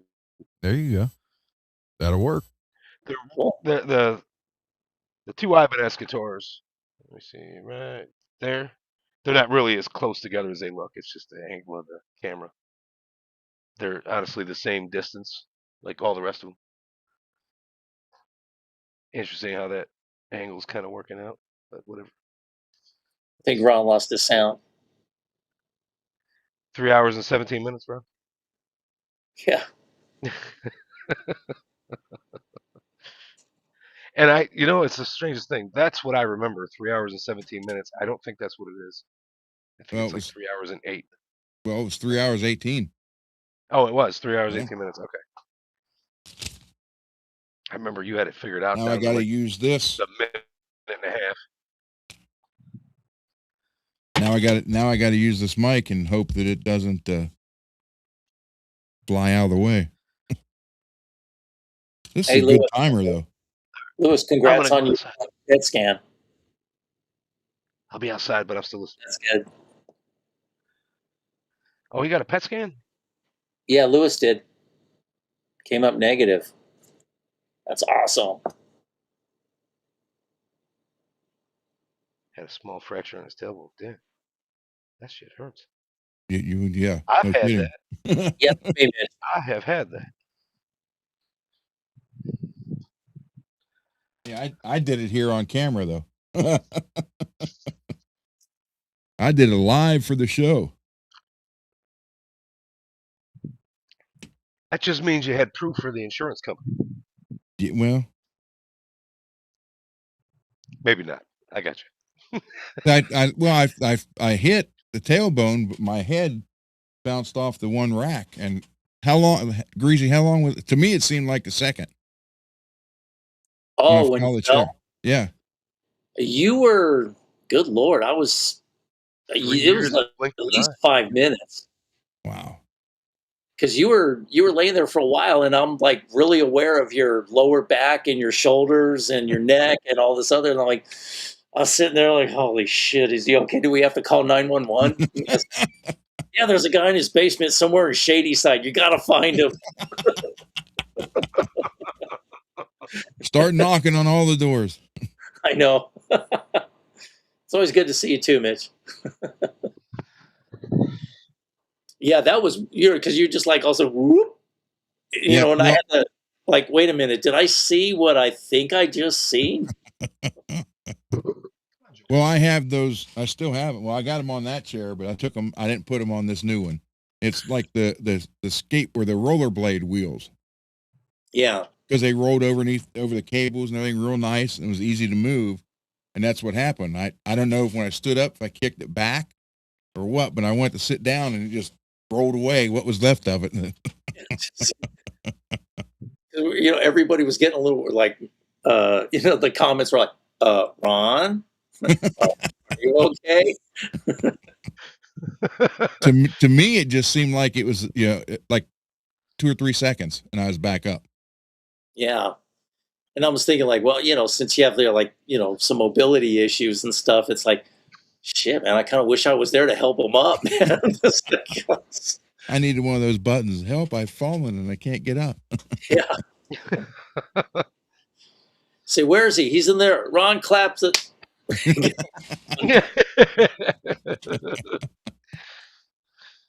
Oh man. Yeah, and that tailbone hurt for probably close to 3 weeks after that. You Yeah. see, you assholes making fun of me for working on my bed. If I'd have fell from my bed, I'd have been fine. Oh, Mr. Big Man, got to use the table bench. I'm just kidding. Like some big city Poindexter just trying to flaunt fancy stuff on us. Hard-working, God-fearing folk. Drilling my bodies on my waterbed. Like a real man. It does 2 things. It also washes all the dirt off of it. Yeah. Get all that dust and drill it through the water, and all of a sudden it cleans it all away. We're good. There you go. If you kind of aim things, you might even get yourself a little bath here, If I don't spill my drink with my blue painter's tape on the lid.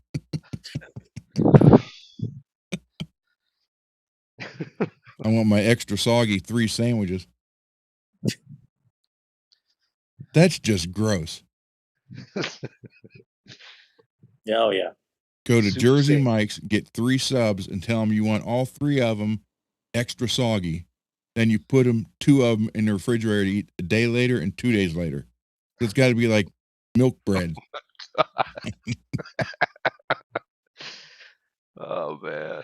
That was the guy on the show, I'm telling you. It just reminds me of like that old Simpsons episode where Homer had that big old sandwich that was like 10 feet long, and I'll put a good dent in it, and it's like it's all moldy and nasty, and it's like, and he gets sick as hell. You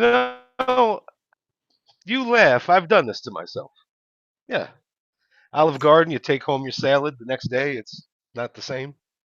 Yeah. Well, that's salad. We're talking about buying a hoagie and having them make it extra soggy and giving it to you already soggy, then leave it sit. Yeah, and then the next day, 48 it's just hours. like that freaking salad.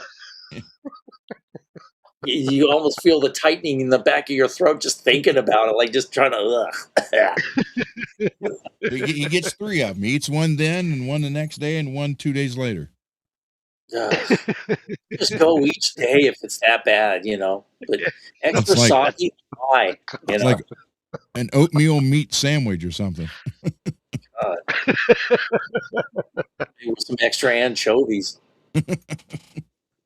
and cottage cheese. Then we'll ride around in our ex-police car and sing 30-second songs. Yeah. Now, I'll sing about a married lady I know all about. Oh, well. Life is strange. It is. Whatever you do, don't call him grumpy. Yeah.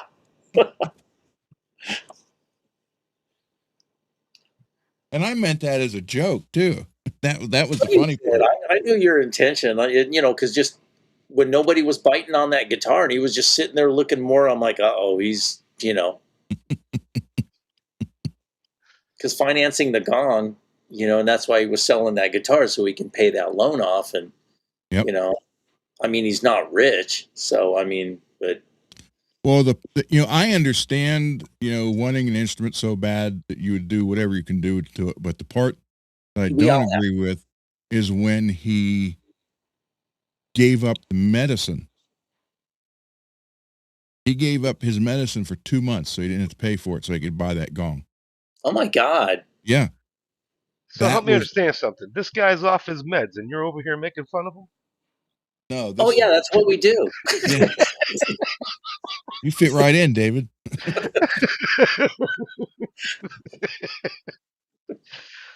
No, he wasn't off his meds the whole time. It's just when he wanted to get this gong.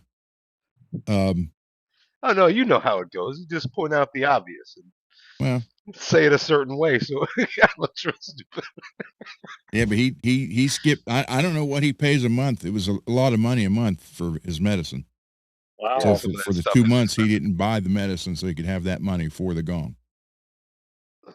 Yeah, because when he would, convey his health struggles, I was always like, I'm always like Mr. Optimist. Yeah, you can always turn it around. You can mitigate whatever damage, and I'm supportive like that. And I was always, wanting the best for him, and maybe that would kind of, change a few things. Yeah, he just refused to buy the medicine for. I think it was 2 months total.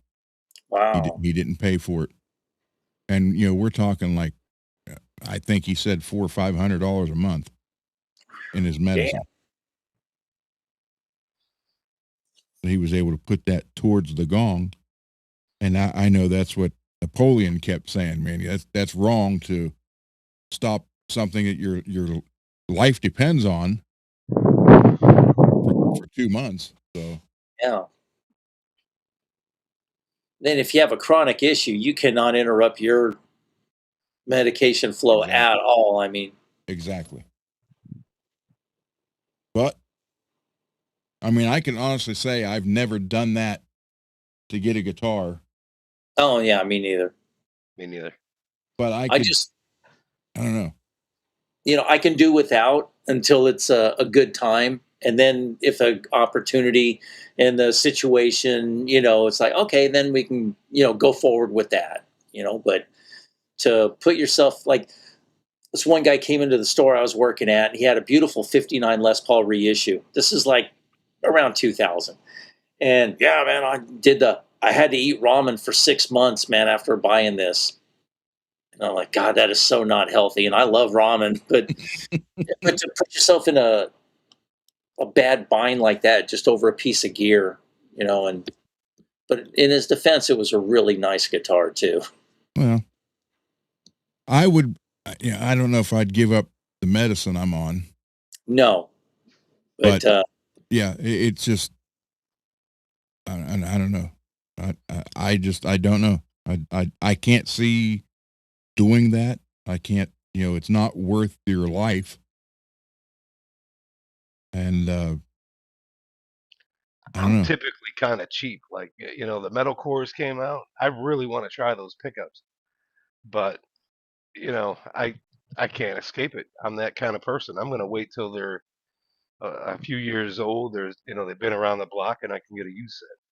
yeah, I'm not just going to run out and buy the new thing. I'll wait, Well, how long he ordered that gong though? How long did that take? Would that take 3 months or 4 months? I think more closer to 5 because he was talking about that for a while. And then when he finally got it, Bang a gong. yeah, Mitch. I don't know. I'm also kind of bad in that regard. Like I really needed a new computer a couple years back, and then I waited until Black Friday anyway. Nothing wrong with that. Yeah, there's nothing wrong with that at all. But at the same time, I wanted to get like a new keypad and new mouse with it, monitor. I Yeah, I was get the looking to whole, get the whole setup instead of piecemealing this thing one at a time. especially with a computer, you just get everything at once. Yeah, that's true. Yeah. Text from somebody. Yeah, I was like that sales rep's dream though. I walked in there, I was ready to get all this stuff, and he was like, "Oh my god, I'm making some sales today." Oh, those are the best kind of customers. You know what you want. You just like, yeah, I'd like this, this, this, and this. Okay. And that's it. It's pleasant, just pay, Yep. Oh That's yeah, what. and they're real accommodating. They try to give you all these discounts and stuff, and yeah. makes them a pleasure to deal with for Yeah, sure. working in a store like some meek, mild guy everybody ignores. You just walk up. Hi, can I help you? Yeah, I'd like that. I'd like that plexi stack. Oh, okay. Is there anything else? Yeah, I kind of like that custom shop strat too. All right. Sure. Anything else? And then everybody's like looking at you, and you're packing up everything, and then you walk the guy out, and he's like really just nicest guy on earth. You'll help him load his stuff in his SUV, and then everybody's all mad. Hey man, that should have been my sale. Yeah. You ignored him. Yep. Yep. Wrong Yeah. time, wrong Yep. place. Sorry. You always get that kind. Always get that kind. When the plant shut down here, when International Navistar shut down here in town, that's how I ended up in Springfield at the assembly plant. Oh, And so for 6 months, I went and worked at a Chevy dealership, new car dealership, and I knew I wasn't going to stay there. This wasn't going to be a life choice selling cars. yeah, So they wanted to give everybody a deal. On the new cars, it was like $50. You made $50 selling a new car. I quickly found out they didn't care. The owners, the owners, the dealership don't care if you make money. That's why they'll drop it down to $50 like everybody other dealership around. So you don't get a deal. But what happens to them at the end of the year, every new unit sold, they get X amount of dollars back. You don't get it, but the dealership does. So they're always pushing the new cars.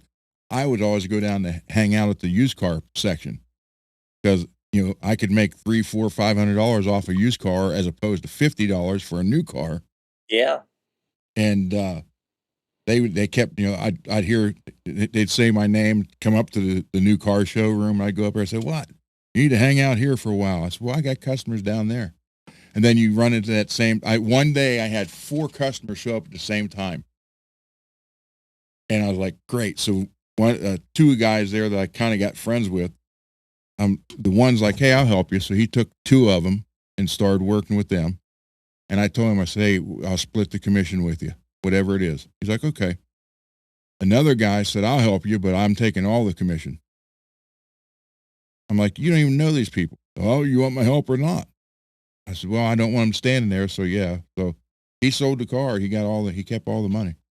mm, But yeah, the people, it's amazing that the salesman that will do something like that, demand, hey, that should have been my sale or whatever. That was there was guy came in out there one day. He was coal miner, and he was black, and his wife was white, and he was just looked like I don't know if he was. I don't think he came from the coal mine. I think he was working on a car or something. And they walked in the showroom, the new car showroom, and none of the other salespeople would approach him. yeah, So I did. I walked up second and ended up buying a new Corvette. yeah. And they sent there's a bakery here. They sent a bunch of cupcakes the next day. They sent like a dozen cupcakes to me. And they had a note on it says, you can share if you want to, but they wouldn't share. They wouldn't help us or something like that. Yeah. They end up they bought the brand new Corvette, which would have been 93. And then they came back about a month later and bought a used car for their one of their kids. And they just come right in the door and ask for me. So, Yeah. And I got the same thing. I can't believe you sold that. We could have had them. I said, that's right. You could have, but you ignored them. Yeah, and being here in California, there's just a lot of people with like the most horrible work ethics. They're just lazy. And when I was at GC, there was these two guys. One of them was he was a cokehead, and the other one guy was bipolar. So, and we got a whole bunch of guitars and a big old pallet full of ukuleles, and they're like, "Oh, it's time for us to go to lunch." So them two guys take off, and they leave me with this big mess. So I'm like, okay, so start putting some stuff away, and they usually took like an hour and a half, 2 hours, on top of that. So I knew I was going to have a rough little interlude here, and so I'm starting to work, and then this producer walked in, Don Was. You ever heard of him?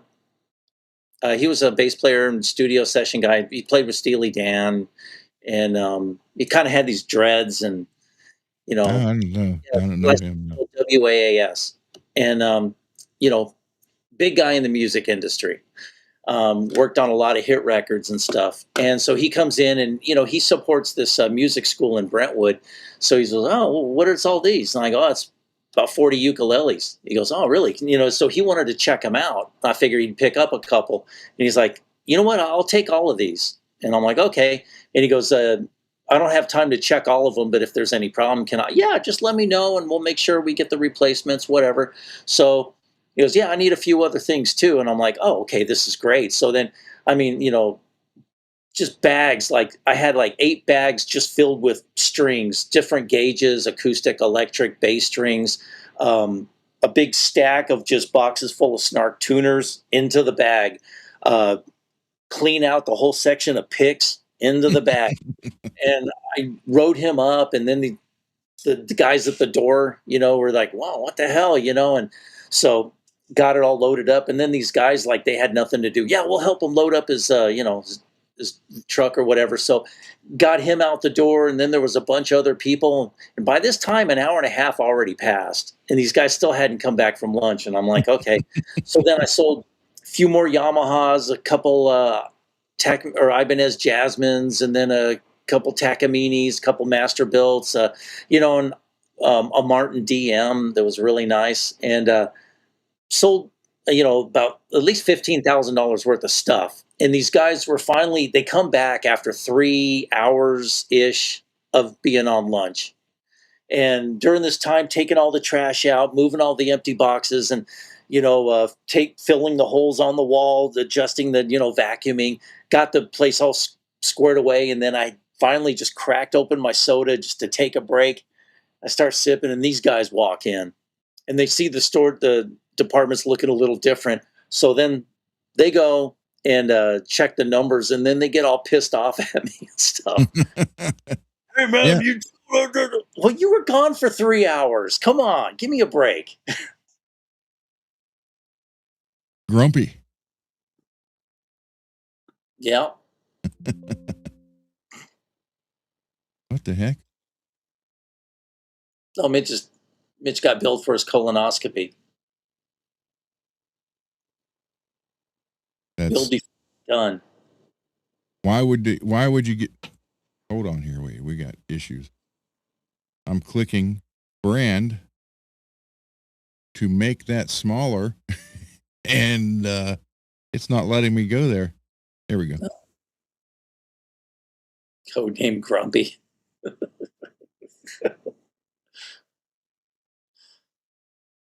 That's still not the right size. Oh, thanks, Derek. I appreciate that.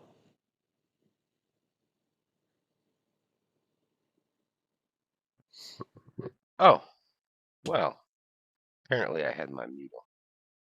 Yeah, you did. Why didn't anybody tell me? We did Like when? just now.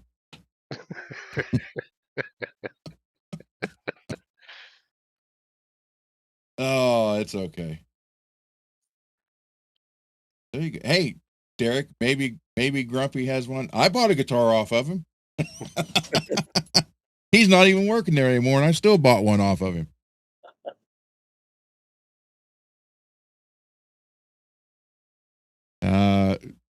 Mitch, we talked about pretty much a lot of stuff today, more than just guitars. So, hey, remember the new schedule, guys. Monday, Tuesday, Thursday, Friday, Saturday. Yep. Nothing on Sunday or Wednesdays. That way David can get work done on Wednesday. And Sunday. That's right. Changing the whole schedule just for David. Think of the grumpy. Maybe after a couple of weeks he gets stuff done, he'll change it to happy. Yeah. Semi grumpy. Semi-grumpy. Partially happy. A bit perturbed. Is it partly cloudy or partly sunny? Yeah, exactly. Breezy, got anything for sale? There you go. No, not really. Not right now. I may sell the Warrior. It sounded like a pain in the Oh, arse. there you go. Besides, I couldn't sell a guitar to Derek because Ron's already got dibs. Yeah.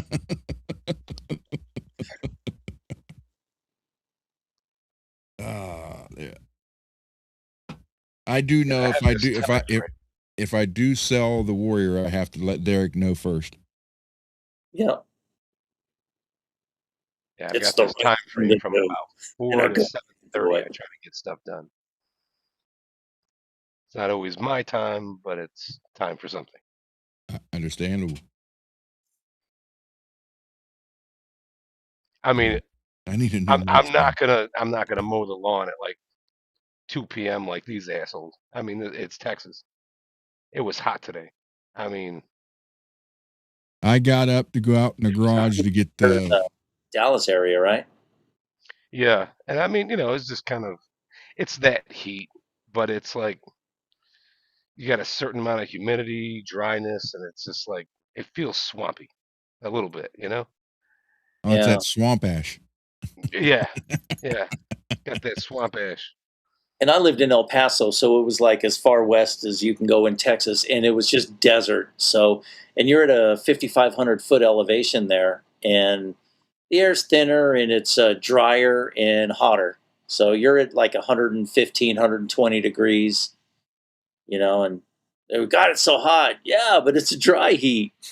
That's what they say about hell too. Yeah. Yeah. It's a dry heat. I remember that on Everybody Loves Raymond.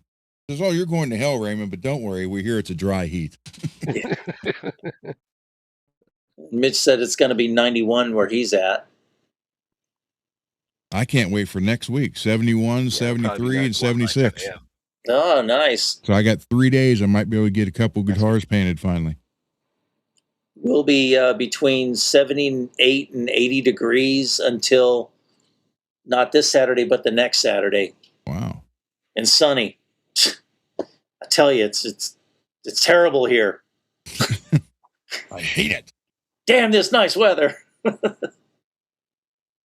Now, walking the dog is a good catalyst to get you into exercising for the evening. So come about 5, 6 o'clock when it's not a lot of direct sunlight. It's not as hot. Yeah. It's probably it's almost a good time to walk the dog. Problem is 7:30, 8 o'clock is better because there's less people thinking the same thing. Oh, I'm gonna walk the dog before dinner, and then got all these dogs, barking at each other, and they can't finish their walk. They just can't leave it alone. They keep looking back and pulling you, and it's like, oh my god. Yeah. It's already over. Look, she doesn't even care. Yep. You missed it. The dog's not convinced. They just won't let it go. And you're like, come on. I'm gonna pick his stuff up. Be right back. Say it's not worth it. It's not worth it. Yeah, they had some YouTube shorts of like Siberian Huskies and the drama queens that these.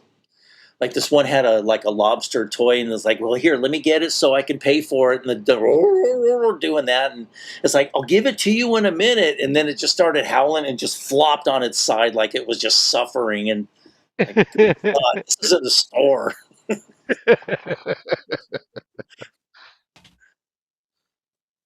They are awesome. They're spirited little critters, though. Mine talks a little bit, not too much though. Kind of cute. Really funny when she really wants to play red dot. So you get the laser and you let him chase it around like a cat. Oh Oh, yeah, she loves that. Oh my god. So every night about 9 o'clock, because she knows we wait till it's dark, right? And then there's always these time frames, certain windows of time.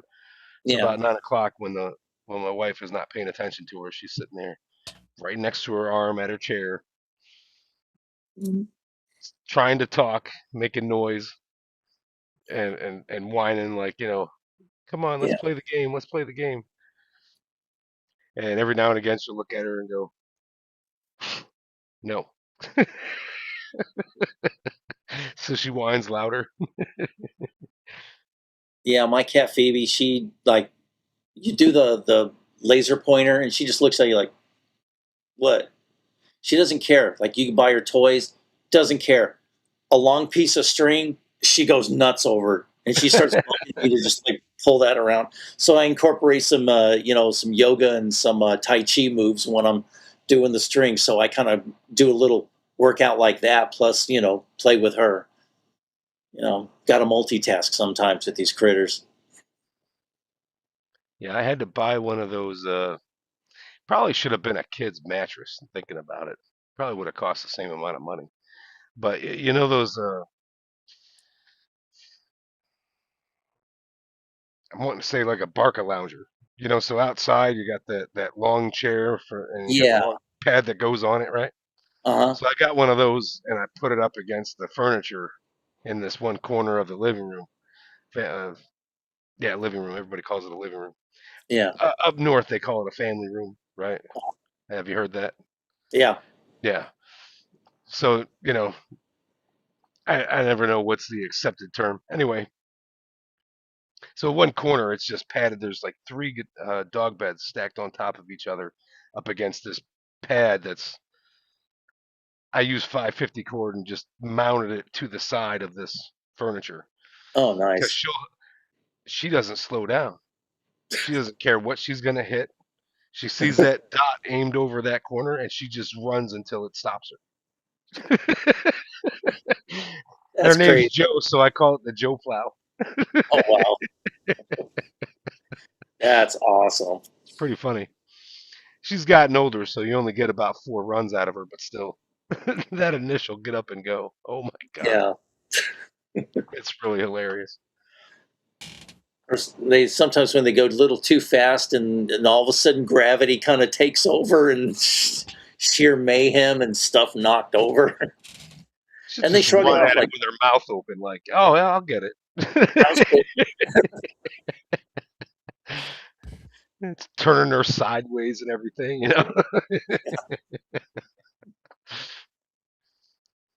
Okay, 3 hours and 49 minutes. So we'll go 11 more minutes. All right. And now there's still 18 people watching. Yeah. Oh, no. One on Twitch. See, unless I'm watching the show as well as being in it, then I really can't see how many people are watching. Mm. Yeah. And I Mitch mean, says, I act like I want to know if I'm being an ass on the internet. Not really. I should, but no, I like to we check love out your dog too. how many people are watching, but I can't see it when I'm only in the live view. Mm. And what I figured out is I can watch the show and then join, and then my the screen I'm watching it on is a good 28, 40 seconds behind. Mm. It's not that far, Yeah. but you know, like I raise my hand, I put it down, and then I'll see me do it on the other screen, you know, Yeah. so I know it's behind. So because of stuff like that, I'm constantly trying to catch it up, and then it freezes up, and then I can't watch it. Mm. 413 subs. Dang. Wow, wow. You know, it would be funny to reach 1,000 before Livermore did. Took him 6 years. You know, Really that long? Yeah. I'm starting to get the feeling that we're not going to get there talking about guitars. I'm sorry, Mitch, but we're going to have to talk about some more medical stuff and Yeah, okay, We're- so like, okay, who had diarrhea? let me ask you too. Well, I ask everybody. Here's a question I got for this. Okay. Uh-huh. How would this look? Black pick guard, Good. Greg Hill. black and gold humbuckers in single size, Okay. gold hardware with the red, black, and gold. How do you think that would look? I think that would look pretty cool. I think it would look pretty cool. Yeah. So black hamburgers with the gold Good. I'll show you. Hold on. poles, right? Is that Like what you mean? gold pieces and magnets or Rails, whatever. gold rails. Okay, you're not going to be able to over here, but I can hear you. I'll show you. Hold on. Okay.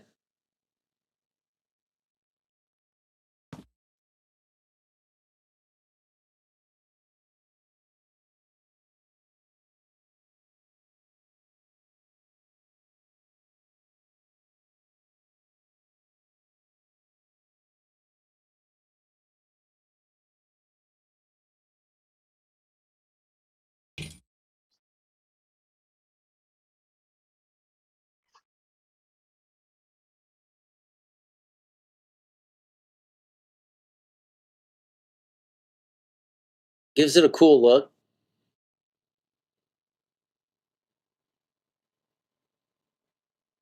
Yeah, I like that. That'll look nice.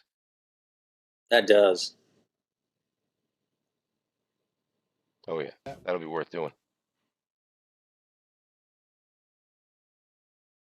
And of course, Ron will make the pick guard fit correctly and not have to beat it on something to force it to fit. And I wouldn't be hold on. Stepped on the cord of the headphones, plugged them, unplugged them again. So now's your chance.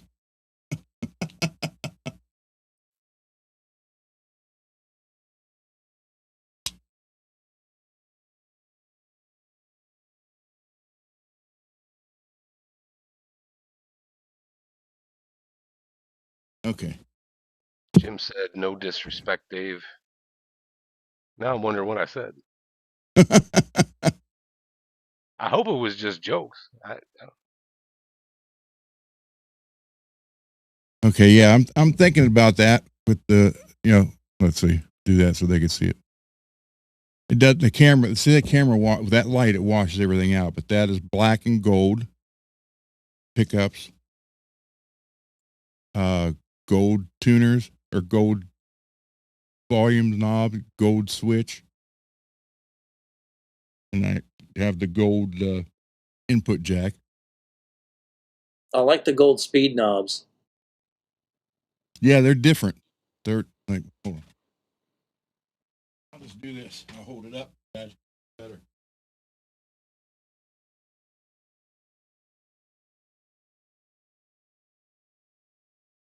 Yeah, that's pretty cool. Like a almost like a little gold foil kind of look on top of them. What are those? Are those GFS? Oh, um, Bay Area Rich sent those to me. Oh, okay. So, but I was just thinking because I just don't like, and I hate to say this because it sounds like Napoleon, but I don't like white pick guards on Strats.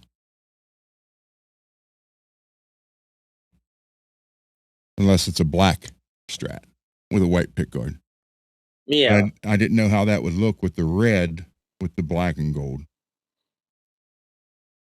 that'll look pretty cool though. And Yeah, those are humbuckers. Yeah, So should sound pretty good. I would hope so. So that might be a project. That might be a project for Monday. Then with the gold hardware too, that'll really set it off nicely. Yeah, I think it'd be different because I'm just the white pickguard on red. The only Strat I like with the white pickguard is a black Strat, Yeah, or a white Strat with a white pickguard. yeah. But any other color, I just don't like the white on it. But even with the black pickguard, if you have the gold hardware on it, almost kind of gives me like a Hank Marvin vibe. There you go. Well, here's another thing. If I need to drill a hole through the pickguard, I won't be afraid to do that. Because of the chemicals and stuff. Yeah. Not to mention those noxious fumes that'll just erupt from the wood grain. Oh, yeah. You ain't kidding. Oh, yeah. You better have your hazmat suit on. You got your oxygen supply? I do. All your equipment's all regulated and up to code? I got a level 5 hazmat suit. I'm ready. Oh, look at you. I've only got a level 3. Now I'm jealous.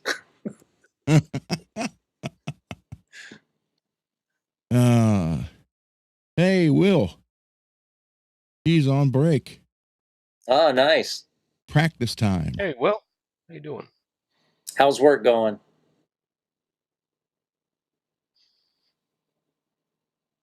How long break you got, Will?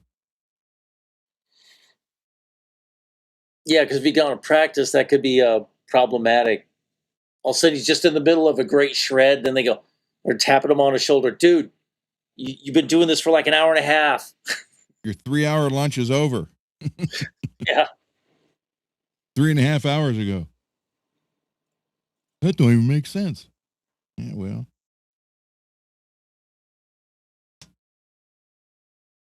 I just thought if Will wanted to come on here and sing the song one more time, that'd be cool. Yeah, if he's up for it. If we could stay a little bit longer for him to do that. If you want to do that, Will. You want to come on and do the song again? Oh, he's got about an hour, just a few strums. There you go. Come on next week. Okay. Oh, next week. Okay. So tomorrow is Friday night hang. Tomorrow is the time we can talk about anything and everything. Colonoscopies. Really? We might leave that one alone. It's just shitty. That's all. Anything hemorrhoid adjacent? No, we'll just we'll talk about other stuff.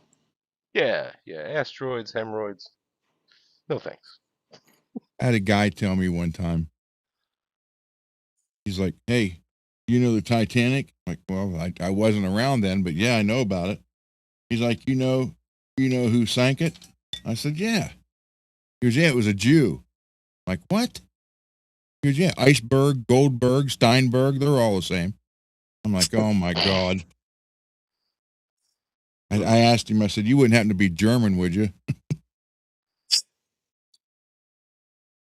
Yeah, when I was going to Los Angeles Trade Tech, my Spanish teacher, he was, he's like, yeah, I'm from, Argentina. And I'm like, oh, okay. And he was kind of older, and had some European features about him and stuff. And I go, oh, were you born there? And he goes, well, I was real young and my family, emigrated. Oh, really? Eastern Europe. Oh, okay, Eastern Europe. And about when? Was that early mid 40s, perhaps? He kind of got where I was going, and and he kind of changed the subject. So yeah. So he was Square probably, poop. but teaching Spanish. My Spanish, I took Spanish for 2 years and I couldn't speak it now if I had to. The only reason I took it is because the teacher was extremely good looking. Ah, But back then, they weren't doing the teachers weren't doing the students like they do now. I know, but if a guy does it, he's a perv. But if a woman does it, and they're like, well, "Was she hot?" Yeah, nice. Yeah, exactly. There was when it was one of my favorite comics, Tammy Piscatelli, and she said the difference between a man and a woman is her friend was cheated on by her husband with the wife's sister. So the guy did the wife and then her sister. And she's like, "Oh my God, that was terrible. That I can't believe it." She said he told his friends that he got caught, and they're like, "Dude, you did sisters." Mm, She was, that's the difference between men and women. there you go. Oh, and Jim, it's not pinch away bendijo, it's pinche way bendejo.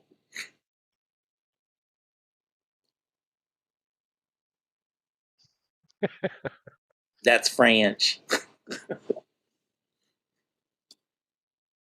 Yeah, growing up in El Paso, you kind of have to get a little, little knowledgeable about the Espanol, because that way you know when somebody's talking crap about you, Oh yeah. and when they're saying stuff, and then you can just, you say something about their mother, and you say it perfectly fluent, and they're like, then they're talking about somebody else. I used to get people, Fanculio. Like, what? It's basically F you. Yeah. But I never knew how to write Italian or read it, Oh, okay. but I could speak it Yeah. because with my Nona, that's when we were just, when there was not, she always spoke Italian more than she did English. Oh, So okay. I understood it and was able to speak it, but to sit down and read it and write it, I couldn't do it.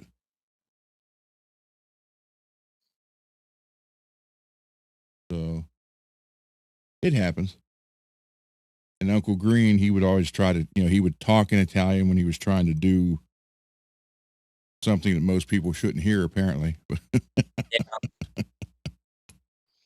All right, guys, we are at the end of the show, and thank you all for hanging out. Yes, thank you. Yeah, it was a lot of fun.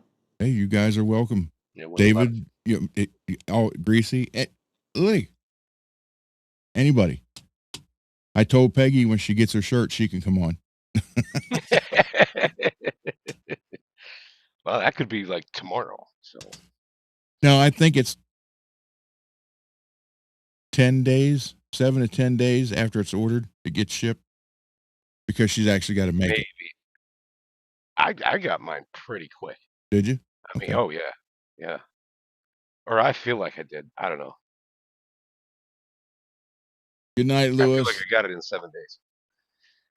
Hi, Lewis. Okay. Good night, Lewis. Now we got to get Greasy one.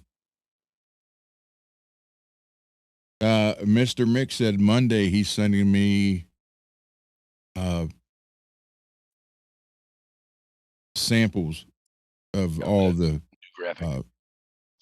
the Gunner project stuff, and Nice. then once I give him if I want it changed or anything at all, it's that it'll be up. So Cool. that would be pretty cool. Yeah, I'll definitely get one of those. All right. Well, they're sending decals, everything. So Nice. and he's supposed to they're making the Gunner project decals on clear, so I can put it on like the back of a headstock on a guitar that I give away. Right. Oh, that's Fix. cool. So you just see the logo, not the whole circle. So that would be pretty cool. Nice. That's really cool. So Oh, and you're welcome for the correction there, Jim. Like in Spanish, when you get really frustrated and angry, you could just say, get something, hijo se su pinche puta madre la chingada, and they just get it off your chest, and then you can just move on, and life is good again. All right, guys. So we're going to do the intro, outro. And again, Mr. Mike, thank you. And apparently he was in the chat last night. I missed him. So, thank you. Right. Oh, okay. All right, everybody. Good night, and we'll see you tomorrow.